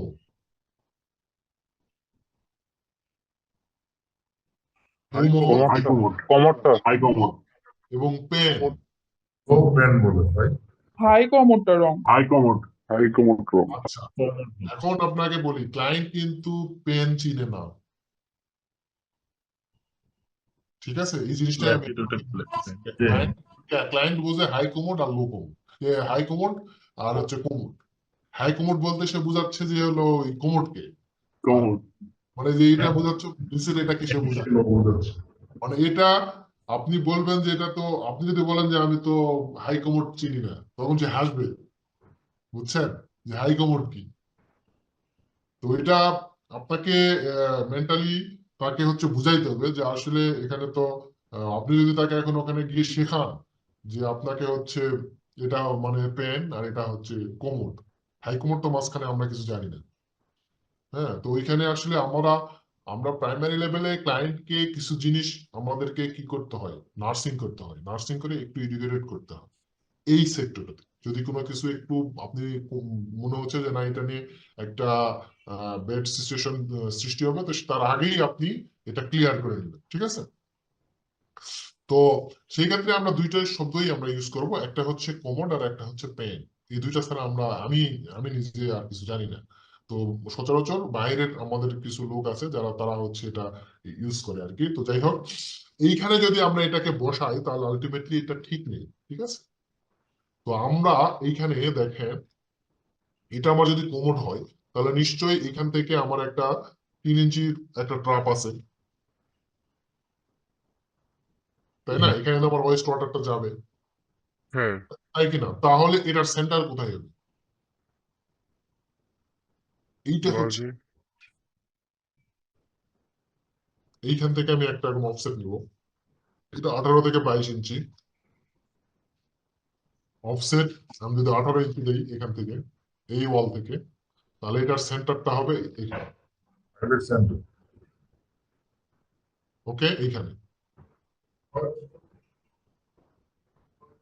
তো আমি যদি এখান থেকে এটা খোলার পরেই যদি এটা দেখি, তাহলে কার কার কার কার আপত্তি আছে বলেন আপনি?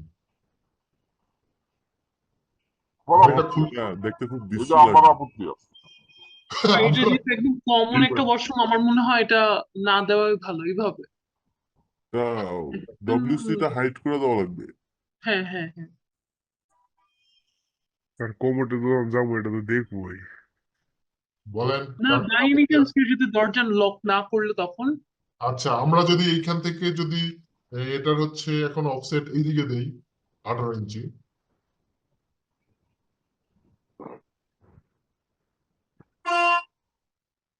এখানে দিলাম, বলেন। আচ্ছা, এখানে একটা জিনিস আছে, সেটা হচ্ছে এখানে ইন্টেরিয়র ডিজাইন করতেছেন, হ্যাঁ। এখন কথা হলো যে আপনি তো এখানে নতুন করে আর কোনো কিছু সৃষ্টি করতে পারবেন না, পারবেন? আপনি একটা বিল্ডিং এ অ্যাপার্টমেন্টে গেছেন, যাই দেখতেছেন এখানেই টয়লেট, এখন কি করবেন? তো ওইখানে দেওয়া ছাড়া কোনো কিছু করার নাই, সুয়ারেজ লাইনস গুলো তো ওই দিকেই থাকবে। কিছু করার আছে আমাদের? আমাদের তো কিছু করার নাই, আমরা সর্বোচ্চ পজিশন চেঞ্জ করে দিতে পারি, আর পজিশন চেঞ্জ করাটা কিন্তু সো টাফ। আপনি যখনই পজিশনটা চেঞ্জ করবেন তখন কিন্তু নিচের ফ্লোরটা ভাঙতে হবে, ভাঙে কিন্তু আবার লাইন কিন্তু নিতে হবে এখানে।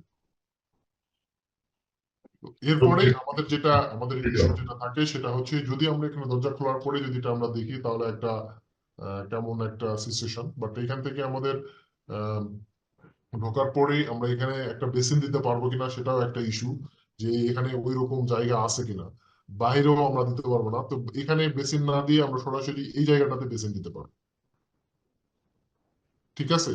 হ্যাঁ, এই এইটাই। জায়গাতে আরো কিছু জিনিস আছে, হ্যান্ড শাওয়ার, তারপরে বিভিন্ন ধরনের আমাদের এখানে যে লাইব্রেরিতে গেলে আমরা এখানে দেখতে পারবো,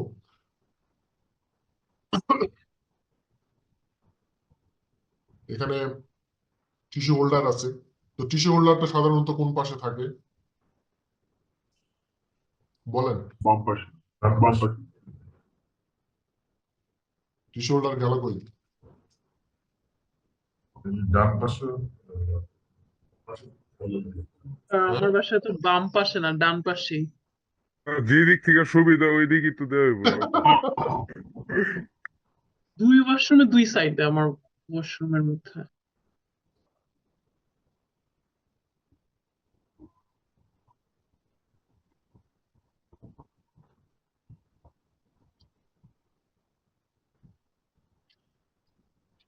আচ্ছা। তো আমরা টিস্যুটা সচরাচর কোন দিকে রাখি? যদি আমরা সচরাচর আমরা টিস্যুটা কোন দিকে রাখি বলেন তো? ডান দিকে নাকি বাম দিকে? ডান দিকে। ভাই ডান দিকে যদি হবে। ওয়াল ডান দিকে থাকে, আর ডান দিকে ওয়াল না থাকলে বাম দিকে রাখি, আর না হলে কমোডি পেছনে যায়। বিষয়টা হচ্ছে যখন একটা জিনিস আপনাদেরকে বলি, হ্যান্ডরেল, হ্যাঁ, স্টেয়ারের যে হ্যান্ডরেলটা, এটা আমরা আসলে যে 3 ইঞ্চি বা 4 ইঞ্চি কত ইঞ্চি দিব এটা আমরা আগে হিসাব করি কিভাবে? আপনি কি কখনো হ্যান্ডরেলে হাত দিয়ে কখনো দেখছেন যে আসলে কমফোর্টেবল কিনা? ডান হাতে comfortable। হ্যাঁ, তো আপনাকে কমফোর্টেবল জোনটা, আমার স্পেস যেখানে আছে, যতটুকু আছে ওই জায়গায় আমার কমফোর্টেবল কোনটা? আমি চাইলে এখান থেকে কিন্তু বাম দিকে দিতে পারবো না, কারণ বাম দিকে অনেক দূর, তো এত দূর তো আমি যেতে পারবো না। তো সেই ক্ষেত্রে আমার ডান দিকটা আমার ইজিলি হয়, তো সেই ক্ষেত্রে আমি ডান দিকে রেখে দেবো। আর এখানে শাওয়ার দেওয়ার বা শাওয়ার নেওয়ার ওইরকম পজিশন নাই বললেই চলে। যদিও আপনি নেন, একটা শাওয়ার নিতে গেলে একটা মানুষের 3 ফিট জায়গা লাগে। তো এখান থেকে শাওয়ার নেওয়াটা টাফ হয়ে যাবে, ঠিক আছে? রেন শাওয়ার দেওয়া যাবে স্যার? হ্যাঁ, রেন শাওয়ার উপর থেকে যেটা ওই- আসে। না, এখান থেকে আমি যেটা বলতেছি যে এখানে আমাদের যে ওয়াল হ্যাঙ্গিং যে শাওয়ারটা আছে, সেই শাওয়ারটা যদি আমরা এখান থেকে নিতে চাই, এটার জন্য ট্রে ছাড়াও যদি নেই আমরা, তাহলে আমাদের 3 ফিট জায়গা লাগে। তো 3 ফিট জায়গা এখানে তো আমাদের নাই, 3 ফিট নয় আছে, বাট এটা কি মানে কমফোর্টেবল না আর কি, তাই বলতেছি আমি। যদি ভাড়া দেন, মনে করেন রুম মেস, তাহলে ঠিক আছে, দিতে পারেন এখানে। ওকে, তো সাধারণত এই পাশে যে টয়লেটটা আছে মাস্টার বেডের সাথে, এটার সাথে আমাদের অনেক কিছুই আমরা দিতে পারবো, কারণ এখানে অনেক স্পেস। তো এইখান থেকে দুটা জিনিস আপনাদেরকে আমি ইনশিওর করতে চাই, সেটা হচ্ছে আপনি কোমরটা বা পেনটা যেইখান থেকে নিচ্ছেন না কেন, সেখান এর ওয়াল থেকে, অর্থাৎ আমার এই ওয়াল থেকে মিনিমাম 18 থেকে 22 ইঞ্চি দূরে আমার সেন্টারটা থাকবে। বুঝাইতে পারছি? আমি আবারও বলি, কোমর, বেসিন, কোমর, বেসিন, পেন, এদের যে সেন্টার, যে লাইনটা, ওয়েস্টেজ লাইন যেটা যেদিক দিয়ে যাবে, অর্থাৎ আমার এই যে এই পয়েন্টটা আমার এই যে আমি একটা সার্কেল দিচ্ছি, দেখতে পাচ্ছেন? এই সার্কেলের এই পয়েন্টটা এই ওয়াল থেকে সর্বনিম্ন 18 ইঞ্চি, এরপরে 22 ইঞ্চি পর্যন্ত আপনি দিতে পারেন। এর কমে আসলে আইসেন না। পিছন থেকে কতটুকু দিব? হ্যাঁ? পিছন থেকে তো পিছন থেকে তো আসলে আমাদের ওইরকম 11 ইঞ্চি 13 ইঞ্চি অনেকগুলো মাপ হয়। 10 ইঞ্চি সেন্টার অথবা 12 ইঞ্চি হয়ে গেল যদি চাই না। আচ্ছা, এইভাবে আমরা এখান থেকে কোমরটা আমরা বসাই ফেলবো। আর যদি আমরা পেন বসাই, তাহলে আমরা পেনটা আমাদের ফ্লোর থেকে 6 ইঞ্চি বা 8 ইঞ্চি আপ করতে হয়। তো 8 ইঞ্চিটা অনেক আপ হয়ে যায়। 6 ইঞ্চি আমরা যখন কাস্টিং করি, তখনই কিন্তু আমরা 4 ইঞ্চি করে রাখি। ঠিক আছে, আমরা যারা সিভিল ভাইয়েরা আছি তারা এটা বুঝতেছে। তো 4 ইঞ্চি যখন আমরা করে রাখি, তাহলে 4 ইঞ্চিটাই পরে 6 ইঞ্চি হয়। 4 ইঞ্চিটা পরে 6 ইঞ্চি কিভাবে হয় কে বলতে পারেন? টাইলস লাগানোর পরে এটা হয়ে গেল। আমার টাইলস আছে, মর্টার আছে, তাই না? এটা দিয়ে কিন্তু আমার 6 ইঞ্চি হয়ে যাবে। তো সেই ক্ষেত্রে আমরা অনেকাংশে যেটা করি, উপরে যে কাস্টিংটা, ওইটা আমরা 4 ইঞ্চির মতো একটা কাস্টিং থাকে। ওকে, দেন যারা অনেকেই আমাকে মেসেঞ্জারে বলছে যে ভাই ফার্নিচার লেআউট তো অনেকেই করে ফেলছে। তো আশা করি স্টেপ বাই স্টেপ, আমি একটা রুম টয়লেট দেখালাম, এখন একটা কিচেন দেখাবো, ডাইনিং আছে, সমস্যা নাই। আস্তে আস্তে যদি আমরা আসি, ইনশাল্লাহ সবকিছুই পারবো। কাজ তো অনেক, টাইমটাও তো অনেক। ওকে, টয়লেট নিয়ে কারো কোনো কোশ্চিন আছে? না। নাই ভাই নাই। ওকে, আমরা এখন কিচেনে আসি। হ্যাঁ, তো কিচেনে আমরা সচরাচর এখানে একটা আমরা স্ল্যাব করতে হয়, ঠিক আছে? মানে আমাদের যে কিচেনের যে বেসিন টপ, এই টপ বেসিনটা বসানোর জন্য তো আমাদের একটা স্ল্যাব লাগে না? তো এটা আমরা আমরা একটা বেসিনের সাইজ জানি কতটুকু? এটা বেসিন আমরা এখান থেকে নেই, এটা সাইজ কতটুকু দেখি, যে নর্মাল যদি একটা, এটা কি বাথটাব? 18 বাই 36 মিনিমাম, 18 বাই 30 আছে। 42 এখানে আসি, এখানে যদি আমার, এটা আমার হচ্ছে বেসিন, হ্যাঁ? তো এখান থেকে, না বেসিন না সিঙ্ক, সিঙ্ক সিঙ্ক সিঙ্ক বেশি আছে, বড় আছে। বেসিন কোনটা? বেসিন তো এই যে এইটা। এটা সিঙ্ক বেসিন হচ্ছে এই যে এইটা। বেসিনের মধ্যে হচ্ছে পার্থক্য আছে। বেসিন হ্যান্ড ওয়াশ বেসিন আছে একটা। এখন তো পা ধোয়ার জন্য বেসিন আসছে, উজু করার জন্য বেসিন আছে। Ablation basin. ঠিক আছে, এটা হচ্ছে আমাদের সিঙ্ক। তো সিঙ্কের সাইজটা আমরা কত ইঞ্চি পাচ্ছি? 25 ইঞ্চি এখানে দেখাচ্ছে। তো ছোট সিঙ্কও আছে কিন্তু আমাদের এখানে, ছোট। এই যে এটা কতটুকু আছে দেখেন, 18, 36 20 ইঞ্চি। 20 কপি পেস্ট। ওকে, মানে এইখান থেকে আমরা কতটুকু স্ল্যাবটা কতটুকু নিব? 20 ইঞ্চি নেই। তাহলে স্ল্যাব যদি আমরা 20 ইঞ্চি নেই তাহলে হবে? 22 ইঞ্চি লাগবে। তাহলে 22 ইঞ্চি নিতে হবে। গ্রেট, বুদ্ধি করে কাজ করতে হবে। ঠিক আছে, আপনাকে তাহলে 24 স্ট্যান্ডার্ড। আপনাকে চিন্তা করতে হচ্ছে যে আমার বেসিন আমি কি দিব। ঠিক আছে, 24 হলে স্ট্যান্ডার্ড হয়। হ্যাঁ 24 স্ট্যান্ডার্ড। ওকে, অফসেট 24 দিই। 24 দিলে কিন্তু জায়গা পাচ্ছি না আমি ভিতরে, এই জন্য 22 দিচ্ছি। তো 22 দিলে মনে করেন সে আমি এই পাশে, আপনি যদি ক্যাবিনেট না দিতে চান, সে ফর এক্সাম্পল আমি এটা এক্সপ্লোর করে দিচ্ছি, টিআর ডাবল এন্টার এখানে এবং এই পাশে। সে ধরেন আমি এই পাশটা আমি ওপেন রাখতে চাচ্ছি, এই পাশে আর কিছু দিতে চাচ্ছি না। অথবা ওভারহেড ক্যাবিনেট করতে পারি, হ্যাঁ এই পাশে ওভারহেড ক্যাবিনেট করতে পারি। হ্যাঁ ডাবল সেটা। ক্যাবিনেট। আর এখন এইখান থেকে আমি এটাকে সরাই দিচ্ছি।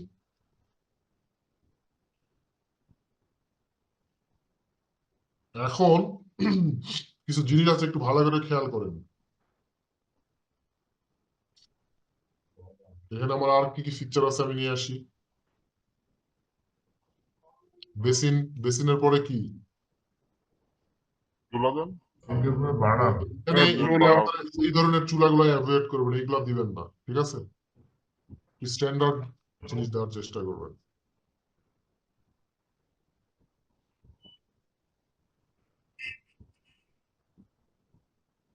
ওকে, স্যার ওভেন তো স্যার নিচে চলে যাবে না স্যার? দেখি কোথায় আসে, এটা তো আসেই না।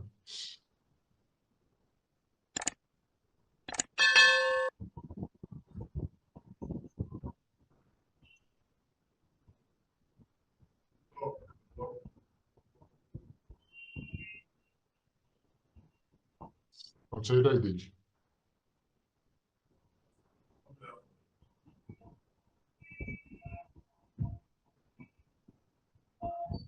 আচ্ছা আমাকে একজন বলেন, এটা জাস্ট একটা সেন্টারে আপনারা দিয়ে দিতে পারেন, বাট আমি এখানে কোনো কিছু কি ভুল আছে?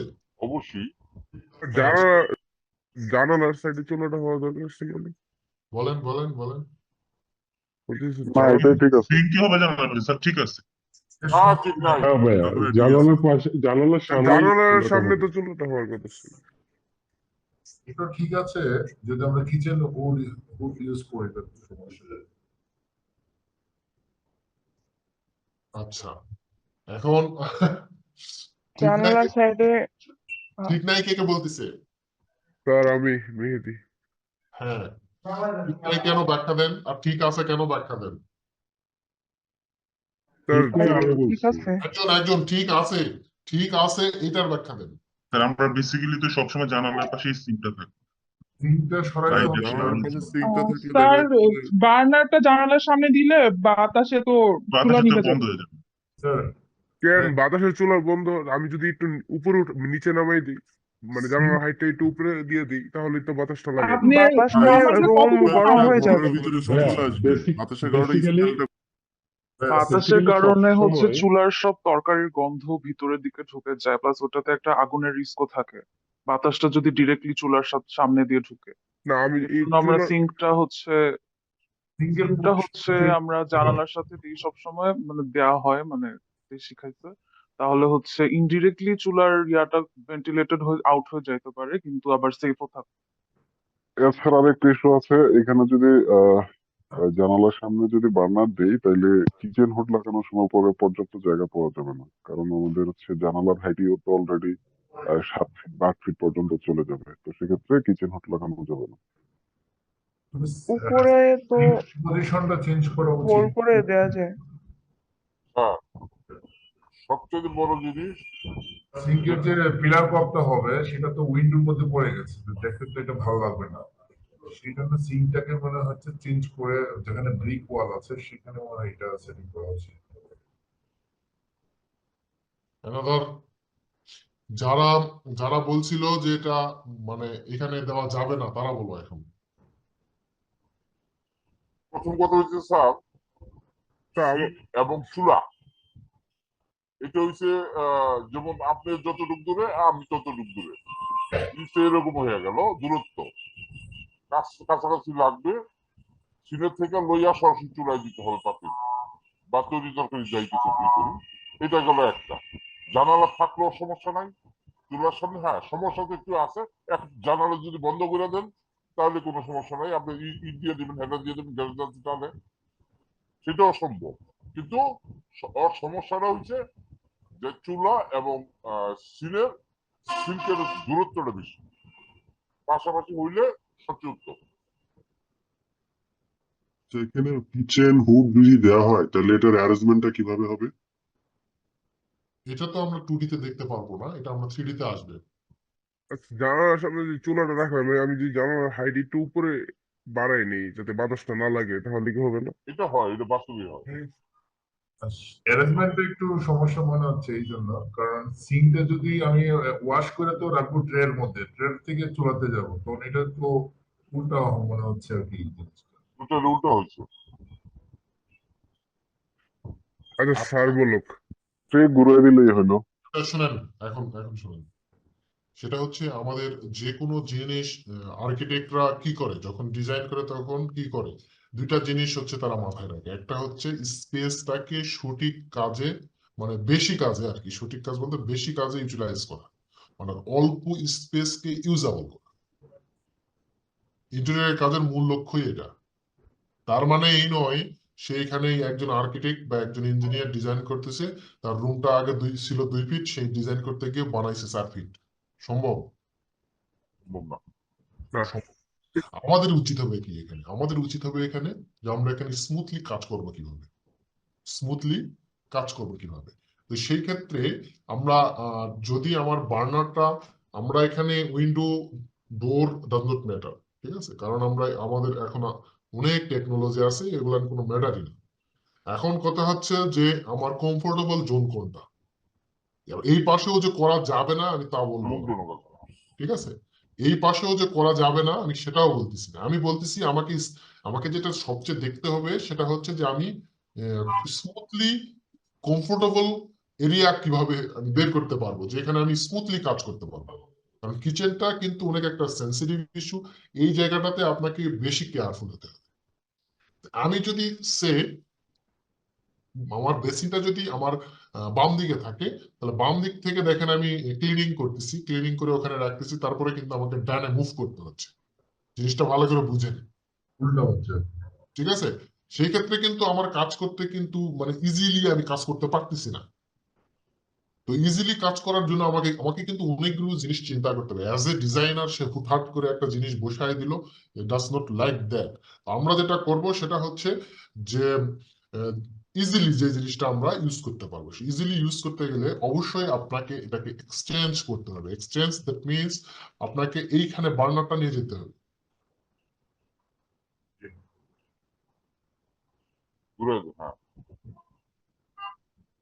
বার্নারটা আপনার এখানে আসবে, ঠিক আছে, আর সিঙ্কটা আসবে এইখানে। তবে সিঙ্কটা বার্নারের কাছাকাছি দিলে সবচাইতে বেশি বেটার।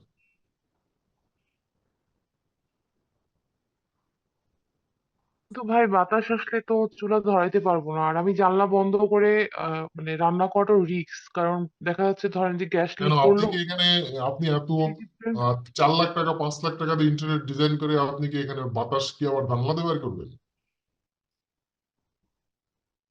তাহলে কিচেন হুড দিছি কেন? আর আমার তো যে যদি ইন্টেরিয়র না করে তখন কি হবে? অ্যাডজাস্টমেন্ট আছে, কিচেন হুড আছে, ইউজ করবে না। দাঁড়ান, এখন এখানে জিনিস আছে, শুনেন, আপনাদেরকে টেকনোলজি বুঝতে হবে। সেটা হলো মূলত প্রথম যেটা আমাদের প্রাইমারি যেটা ধারণা, আমরা এটা কি কাজ করতেছি সেটা আগে আপনাকে বুঝতে হবে। এক্সটেরিয়র না, ইন্টেরিয়র করতেছি, ঠিক আছে? এটা অলরেডি আমাদের বিল্ডিং দাঁড়ায় গেছে, আমরা সেখানে জাস্ট ইন্টেরিয়র ডিজাইন করবো। ইন্টেরিয়র ডিজাইন যে করে সেখানে কিন্তু আমরা কিচেন, আমাদের গ্যাসের চুলাতে তো আর ধোঁয়া বেরোয় না, ধোঁয়া বেরোয়। না, আর আমরা যখন এখানে যে এখানে যে চুলাটা দেওয়া আছে টুইন, তো এই চুলাটা আসলে যদি এই কিচেনে যদি সে 5 লাখ টাকা খরচ করে ইন্টেরিয়র ডিজাইন করতেছে, আপনার কি মনে হয় সে এই চুলা ইউজ করবে এখানে? না, আপনি যেটা ভয় পাচ্ছেন সেটা কিছুই না, ঠিক আছে? সেটা কিছুই না যে বাতাস আসবে, এই হবে সেই হবে। আগে যেখানে ছিল ওইখানে কিচেন ইউজ করা অবশ্যই যেত। আপনার আমি যেটা বলবো যেটা কি, যেটা স্মুথনেস। স্যার এক্সকিউজ মি বলেন। স্যার, একটু ইন্টারাপ্ট করবো স্যার। আমরা সাধারণত ডিজাইন শেখার সময় শুরু থেকে শিখে আসছি যে উইন্ডোর সামনে সব সময়, উইন্ডোর সামনে বা উইন্ডোর পাশে ডিশ ওয়াশ এরিয়াটা হয়, হুম হুম হুম সিঙ্ক হয়, কিচেন সিঙ্ক যেটা। হুম হুম হুম। উইন্ডোর সামনে কখনো আমরা সরাসরি বার্নার দেই না। ওভেন দেই না। প্লাস স্যার আরেকটা জিনিস হচ্ছে বার্নার যদি জানালার সামনে থাকে এটা গ্রিজ তেল আমি আসলে অনেক কোনটা লজিক্যাল বুঝতেছি না, এই জন্য জিজ্ঞেস করলাম আপনাকে। এটা স্যার জানালার হাইট একটু কমাই দিলে তো হয়ে যায়, না তাহলে না তো না, বাতাসটা লাগবে না। আমরা হাইট ফ্লোর থেকে এমনি আমরা 3 ফিট রাখি। 2.5 ফিটও রাখা হয়। না না, আমাদের তো 30 ইঞ্চি আছে, 30 ইঞ্চি আছে আমাদের এখানে। আপনি যদি জানলাটা উপরে দিয়ে দেন তাহলে আপনার জানলা মেলতে, জানলা বন্ধ করতে অসুবিধা হবে যদি জানলার হাইট বেশি উপরে হয়ে যায়। 6 ইঞ্চি বাড়াবো, 3 ফিট মানে 2.5 ফিটের জায়গায় 3 ফিট করলে। হ্যাঁ, 3 ফিট এলিভেশন চেঞ্জ যাবে না, আউট এলিভেশন। কিচেনের পার্টটা অন্য বেডরুমের থেকে একটু ডিফারেন্ট করা। জানালার সাইজ গুলো তো আগে সবকিছু করাই আছে, আমরা শুধু তো ইন্টেরিয়র ডিজাইন করতেছি। আচ্ছা, ওকে, নো প্রবলেম। শুনেন, আমরা আমাদের এখানে কিছু জিনিস আমাদেরকে আগে বুঝতে হবে। সেটা হচ্ছে প্র্যাকটিক্যালি কি জিনিস হচ্ছে, হ্যাঁ, প্র্যাকটিক্যালি কিভাবে হচ্ছে। আমরা যেটা, হ্যাঁ, যে যে ইনফরমেশনটা আমরা পাইছি যে, হ্যাঁ, আমরা যখন স্টাডি করে আসছি তখন কিন্তু আমরা যেটা জানি যে ডিশওয়াশটা অলওয়েজ আমরা উইন্ডোর পাশে আমরা পাইছি আর কি। তো ইভেন প্র্যাকটিক্যালি আসলে আমরা কি পাচ্ছি, তাই না? ডিফারেন্ট। প্র্যাকটিক্যালিও কিন্তু আমরা ডিশওয়াশটা কিন্তু জানালার পাশে পাচ্ছি, বাট অনেক ক্ষেত্রে আমি কিন্তু শুরুতেই একটা কথা বলছি, সেটা হচ্ছে দুটোই কিন্তু আমি বলবো না যে দুটাই রং, ঠিক আছে? আপনি এটাতেও করতে পারেন, ওটাতেও করতে পারেন। ফ্লেক্সিবিলিটি বেশি কোনটা সেটা হচ্ছে আপনার ইম্পর্টেন্ট। এখন আমরা যাবো ছবিতে। আমি চাই যে আপনারা এখান থেকে একটা ক্লিয়ার কনসেপ্ট নিয়ে যান।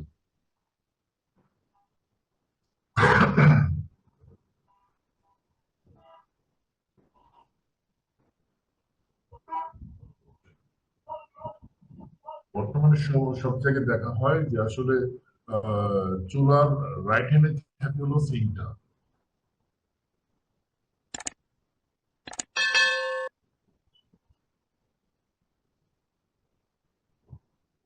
আমরা অনেকগুলো দেখি, ডিশ ওয়াশটা দেখেন এখানে কোথায় দেওয়া আছে, আমার জানলার পাশে। ভালো করে খেয়াল করি।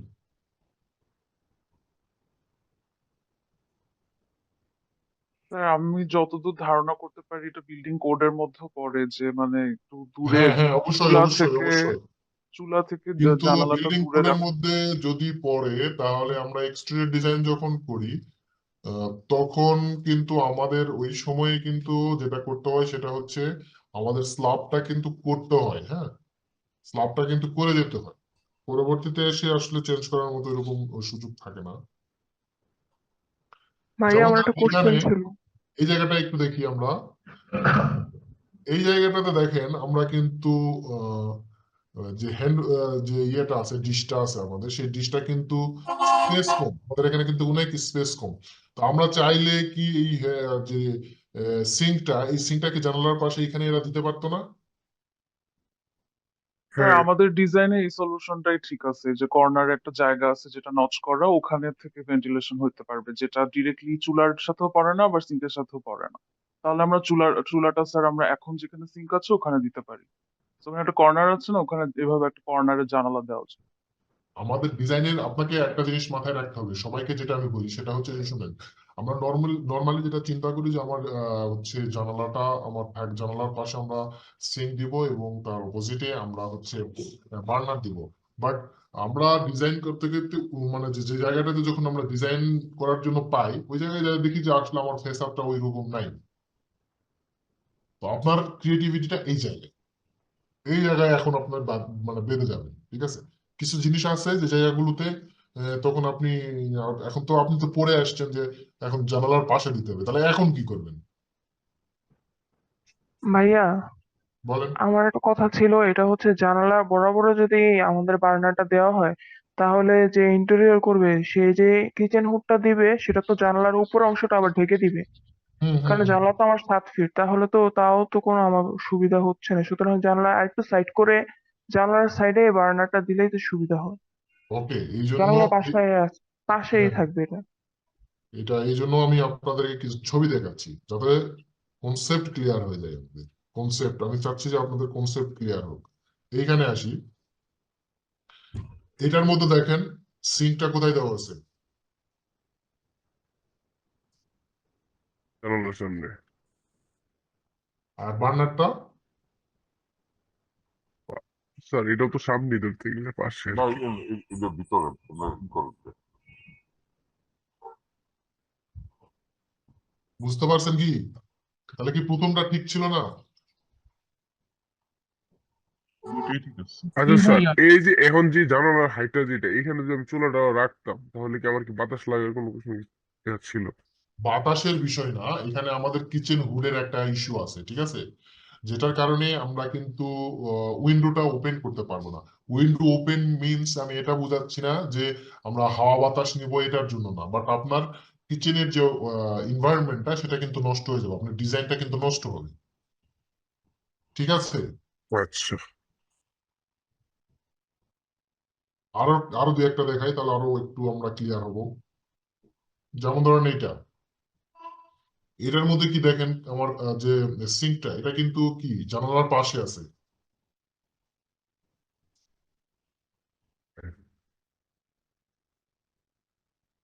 ওকে, আমরা প্ল্যানে আসি।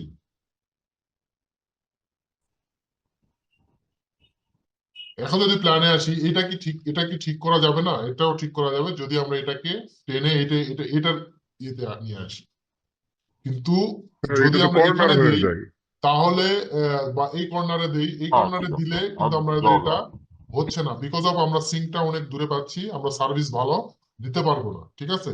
কিন্তু যদি পাশাপাশি আমরা দেন। এটাকে আমরা একটু কর্নারে নিয়ে আসি, এই কর্নারে, তাহলে আবার আমরা এটাই ঠিক করতে রান্না পারবো। করতে সেই সমস্যা হবে। ক্ষেত্রে এইটা আমাদের কিন্তু স্পেস আছে, আমাদের এখানে অপশন আছে। তো সেই ক্ষেত্রে আমরা এটাকে আগের যে জায়গায় ছিল সেই জায়গায় আমরা রিপ্লেস করে দিচ্ছি। আমরা যদি এইখানে এখন যদি এটাকে মিডিয়েতেও যদি রাখি, আর এটাকে যদি সরায়ে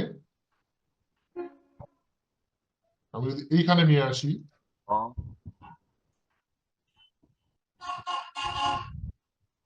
এখন কারো আপত্তি আছে? না স্যার, না। পারফেক্ট।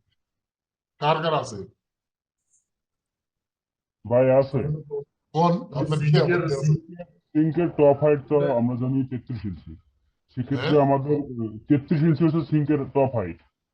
হুম, আর হুম। আমার জানলা তো থাকে হচ্ছে 2.5 ফিটে 30 ইঞ্চিতে, তাহলে তো ঝামেলা। আমার এটা সিঙ্কের, আমার যে কিচেনের যে উইন্ডোর যে সিলাইট কত ইঞ্চি? কিচেনের তো সিলাইট 3 ফিট হয়, 30 ইঞ্চি তো হয় না। 33 ইঞ্চি টপ স্যার 36। 33 ইঞ্চি হবে টপ ফিনিশ। 36 ইঞ্চি 36 হবে, ইঞ্চি 36 হবে। ইঞ্চি। 36 ইঞ্চি। আচ্ছা, সমস্যা নাই।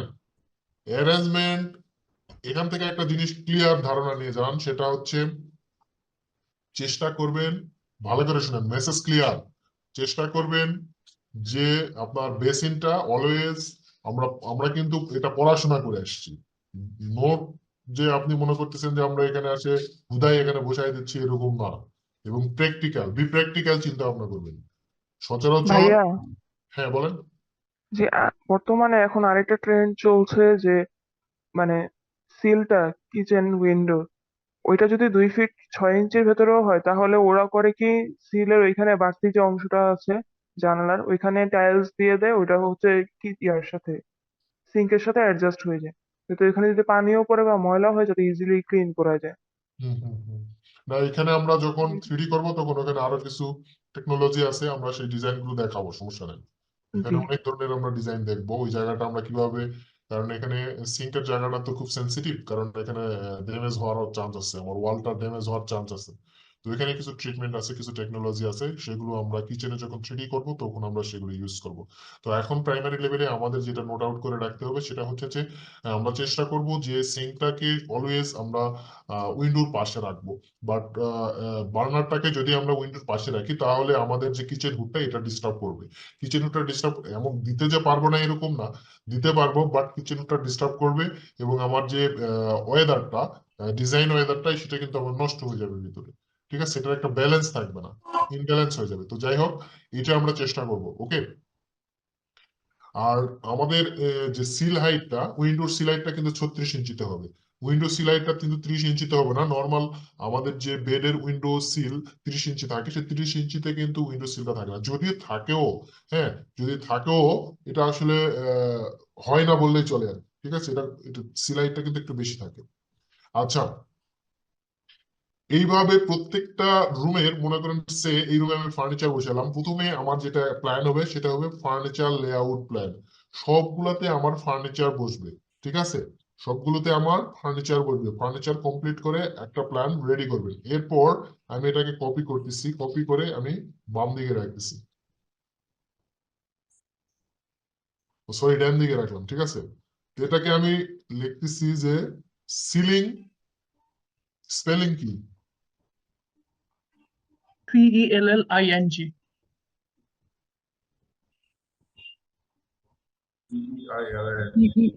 CEILLING।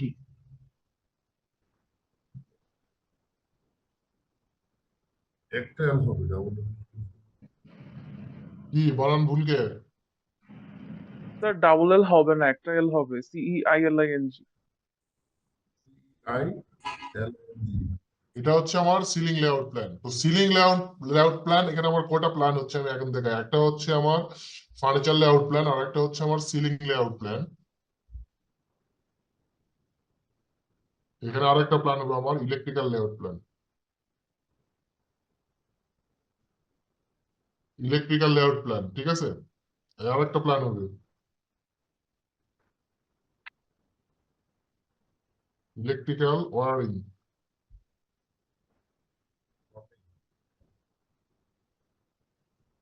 1 2 3, এই 4টা প্ল্যান আমাকে তৈরি করতে হবে।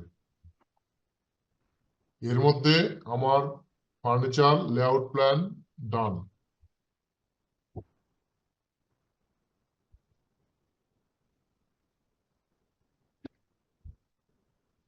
এটা আমার ওকে, ঠিক আছে। কিন্তু আমরা কি এখানে বিম দিছি? বিম, না, দিছেন বিমটা তো। ইম্পর্টেন্ট না? হ্যাঁ। বিম কিন্তু অনেক ইম্পর্টেন্ট।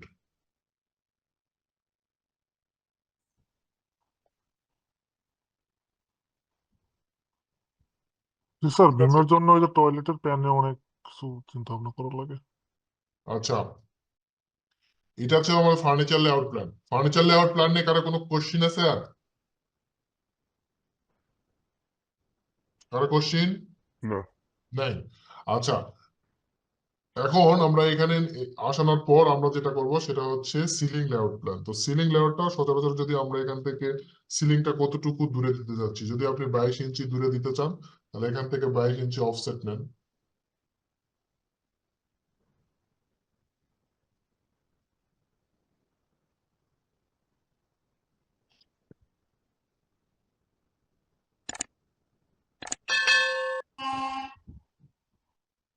আমি এটা ট্রিম করে দিচ্ছি, এক্সটেন্ড। এটা মনে করেন আমার সিলিং, হ্যাঁ। এখন সিলিংটাতে প্রত্যেকটা রুমে এরকম সিলিং আপনার ড্র করতে হবে। আপনার যদি মনে হয় এখানে আপনার এই জায়গাটাতেও আপনার সিলিং তো অ্যাড করতে হবে, তাই না? আপনার অবশ্যই এখানে কোনো সিলিং এর কোনো ডিজাইন আপনি চিন্তা করেন যে এখানে কোন ডিজাইনটা দিলে বেস্ট হয়, সেই ডিজাইনটা আপনাকে দিতে হবে। এভাবে রেক্টেঙ্গেল টেনে আপনাকে ডিজাইনটা কমপ্লিট করতে হবে, অর্থাৎ সিলিং এর ডিজাইনটাকে কমপ্লিট করে নিতে হবে। এটার অ্যালাইনমেন্টে নাই আমার যেটা মনে হচ্ছে। তো এখান থেকে একটা অফসেট নেন, অফসেট দেন 22 ইঞ্চি। দেওয়ার পর এই জায়গাটা দেখেন, এই জায়গাটা ঘুরে এসে এখানে এরকম হয়ে গেছে, ঠিক আছে? এই জায়গাটা এখানে স্মুথলি আসছে। তো আমি যদি এই জায়গাটা এরকম করে দিই,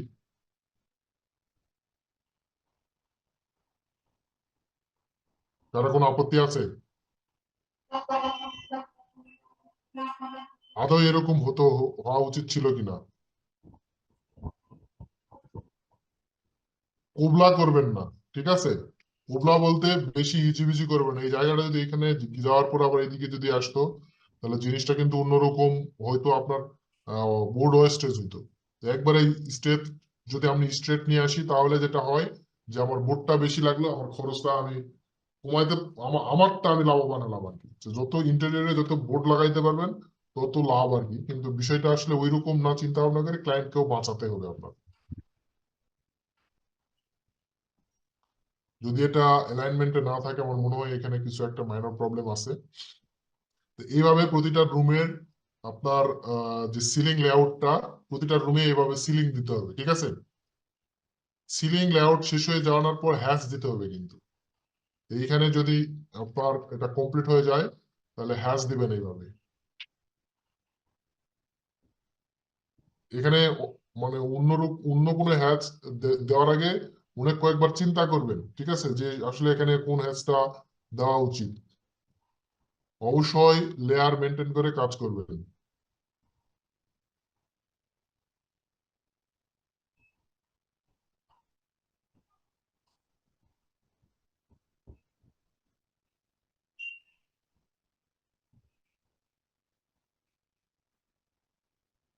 ওকে, প্রত্যেকটাতে এরকম হ্যাচ দিয়ে দিতে হবে, প্রত্যেকটা সিলিং এ এভাবে হ্যাচ থাকবে। এটা হচ্ছে আমার সিলিং লেআউট প্ল্যান। তারপরে আমার হচ্ছে ইলেকট্রিক্যাল, ঠিক আছে? ইলেকট্রিক্যালটা আজকে আর দেখাবো না, কারণ ইলেকট্রিক্যালে এখানে আমাদের কিছু কাজ আছে, ইলেকট্রিক্যালের কিছু সুইচ বোর্ড আছে আমাদের। এবং ইলেকট্রিক্যালটা আমি চাই একটু ডিটেইলিং দেখানোর জন্য। আমি চেষ্টা করবো ওই দিন একটু প্লাম্বিং এর কিছু কাজ দেখানোর জন্য, যেটা আপনাদের ইন্টেরিয়র করার ক্ষেত্রে আমাদের কিছু ওয়াল ভাঙাও লাগতে পারে, বা আমাদের কিছু প্লাম্বিং এর কাজ করা লাগতে পারে ফ্লোর দিয়ে। তো সেই ক্ষেত্রে ফ্লোর দিয়ে নেওয়া ছাড়া আমাদের আর কোনো উপায় নাই, হ্যাঁ। তো ইলেকট্রিক্যালটা আমাদের most of the important part interior ডিজাইনের জন্য। তো সেটার জন্য আমাদের একটু সময় নিয়ে কাজ করতে হবে। আমাদের প্রাইমারি লেভেলে আমরা দুইটা জিনিস করব। আজকের ক্লাসের অ্যাসাইনমেন্ট সেটা হচ্ছে ফার্নিচার লেআউটটা কমপ্লিট করব আর সিলিং লেআউটটা কমপ্লিট করব, এই দুইটা পাওয়া ভাইয়া যাবে। সিলিং কি প্রতি রুমে দেবো? আর আমার যতটুকু ইচ্ছা তোর মানে ওইরকম ভাবে। হ্যাঁ, আপনার মতো করে দিবেন, আপনার মতো করে এখানে সিলিং এর ডিজাইন দিতে পারেন, বা আপনার এখানে সিলিং এ তো বিভিন্ন ধরনের ডিজাইন হয়, সেই রকম আপনি ডিজাইন দিতে পারেন, লোভার দিতে পারেন, আপনার মতো করে আপনি দিবেন। কিন্তু সিলিংটা আগে করেন, আমি চাই 100% আপনারা সিলিংটা কমপ্লিট করবেন। সিলিংটা কমপ্লিট হয়ে গেলে ইলেকট্রিক্যাল কাজটা করলে আপনাদেরকে বুঝাইতে সুবিধা হবে আর কি। কিন্তু একসাথে যদি বুঝাই তাহলে কিন্তু এটা সম্ভব না, ঠিক আছে? কারো কোনো কারো কোনো জিজ্ঞাসা আছে কোনো কিছু?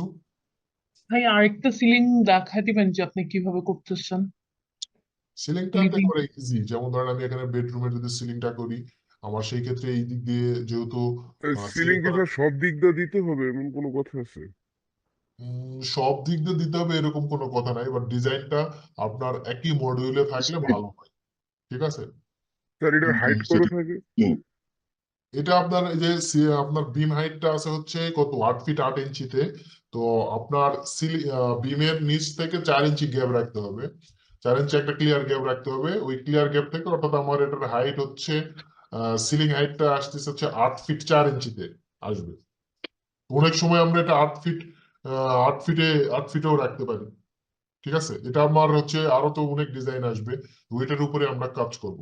আচ্ছা, এখানে স্যার তেমন বিম থেকে কিছুই না, এটা গ্যাপটা হচ্ছে কেন সহজ। রাখা? যেখান থেকে আমরা রেক্টেঙ্গেল, আমি যদি একটা রেক্টেঙ্গেলও নেই এখান থেকে, এই কর্নার থেকে এইখান কর্নারে আমি একটা রেক্টেঙ্গেল নিলাম, দেন অফসেট 22 ইঞ্চি যদি আমি দেই, 18 ইঞ্চি আপনি দিতে পারেন, এই যে হয়ে গেল আমার সিলিংটা। স্যার স্যার হ্যাঁ বলেন। স্যার মাঝখানের সাইডটা কি শুধু বোঝাচ্ছে সিলিং না, আর সাইডেরটা ফাঁকা? হ্যাঁ, মাঝখানে ফাঁকা, এই জায়গাটা আমার ফাঁকা। মানে এটা হচ্ছে বর্ডার প্লেন সিলিং, তাই তো? আমি একটু বাইরে নিয়ে আসি। আমার সিলিংটা হচ্ছে যে জায়গায় আমি হ্যাচ দিচ্ছি, এই হ্যাচ জায়গাটাই আমার সিলিং। হ্যাঁ, বাকি জায়গাটা, মাঝখানে যে গ্যাপ, এই জায়গাটা আমার ফাঁকা, এই জায়গাটাই আমার ফাঁকা। স্যার এটা মাঝখানে তো ভাইয়া ফ্যান বা অন্য কিছু ইনস্টল করতে হবে, মাঝখানে ফ্যান থাকবে। এই কারণে এই ফাঁকা দিয়ে দেয়। হ্যাঁ, এখানে ফাঁকা থাকবে, যে একটা আমি ক্রস দিচ্ছি দেখেন, এই জায়গাটা আমার ফাঁকা। ভাইয়া এই যে বেডরুমে আপনি যেটা করলেন চারপাশে 18 ইঞ্চ ফাঁকা দিয়ে মানে সিলিং দিয়ে করতেছেন, আমি কি মিডলেও আরেকটা ডিজাইন দিতে পারি সিলিং এর? ফ্যানটা মিডলে আমরা তো ফ্যান ইউজ করব, তো মিডলে আপনি দিতে পারেন, সমস্যা নাই, বাট ফ্যানটার কথা মাথায় রেখে আপনি ডিজাইন দিতে পারেন, কোনো সমস্যা নেই। স্যার সিলিং এর জন্য কি নির্দিষ্ট হ্যাচ আছে? সিলিং এর জন্য সচরাচর আমরা এই ধরনের হ্যাচ ইউজ করি, নির্দিষ্ট ওইরকম কোনো হ্যাচ নাই, নির্দিষ্ট শুধু কংক্রিট, স্যান্ড, এগুলাতে আমাদের নির্দিষ্ট কিছু, স্যার এটা এছাড়া এই বাকিগুলোতে হ্যাচটার আমরা নাম কি? ইউজ করি। হ্যাঁ বলেন। এই হ্যাচটার নাম কি? এই হ্যাচটার নাম, এইখানে যান, এইখানে যাওয়ানোর পরে এই যে এখানে ANSI 36, এই যে এটা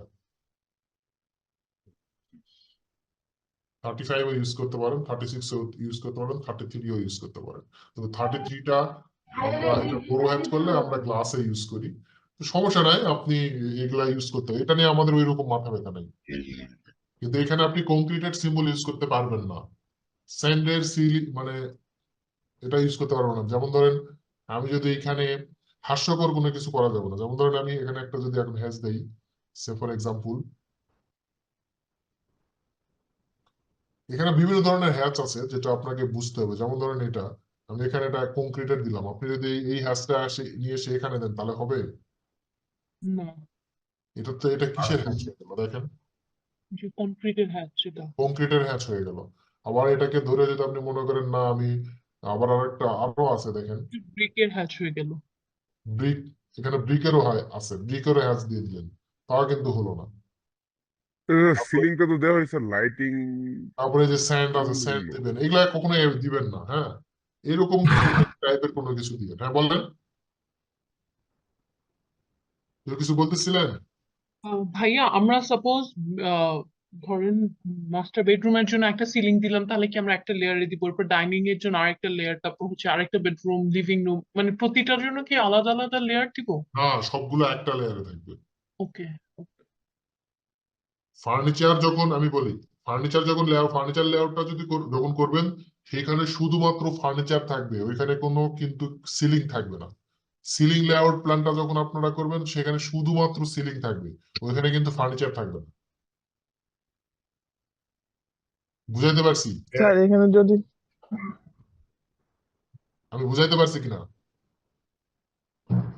জি দেন স্যার। আমি দেখাবো, তারপর লাস্ট স্টেজ আমরা একটা প্ল্যানের মধ্যে ফার্নিচার, সিলিং, ইলেকট্রিক্যাল, এই তিনটাই একটা জায়গায় নিয়ে আসবো। তো ফাইনালটা আরো তো পরে, কিন্তু আমরা আগে এতটুকু পর্যন্ত কমপ্লিট করব, ঠিক আছে? ভাই একটু প্রশ্ন ছিল ভাই, বলেন। আপনার মেইন সিলিং থেকে কতটুকু নামবে আপনার আমাদের ইন্টেরিয়র সিলিংটা? মেন সিলিংটা তো আমাদের হচ্ছে কততে আছে, আমাদের বিমের নিচ 9.5 পর্যন্ত ফিট, চিন্তা করতে হবে। 9.5 ফিটে। কিছুক্ষণ আগে তো বললাম। 9.5 ফিট। সবসময় আমরা বিমের বটম বরাবর চিন্তা করবো, তাই তো?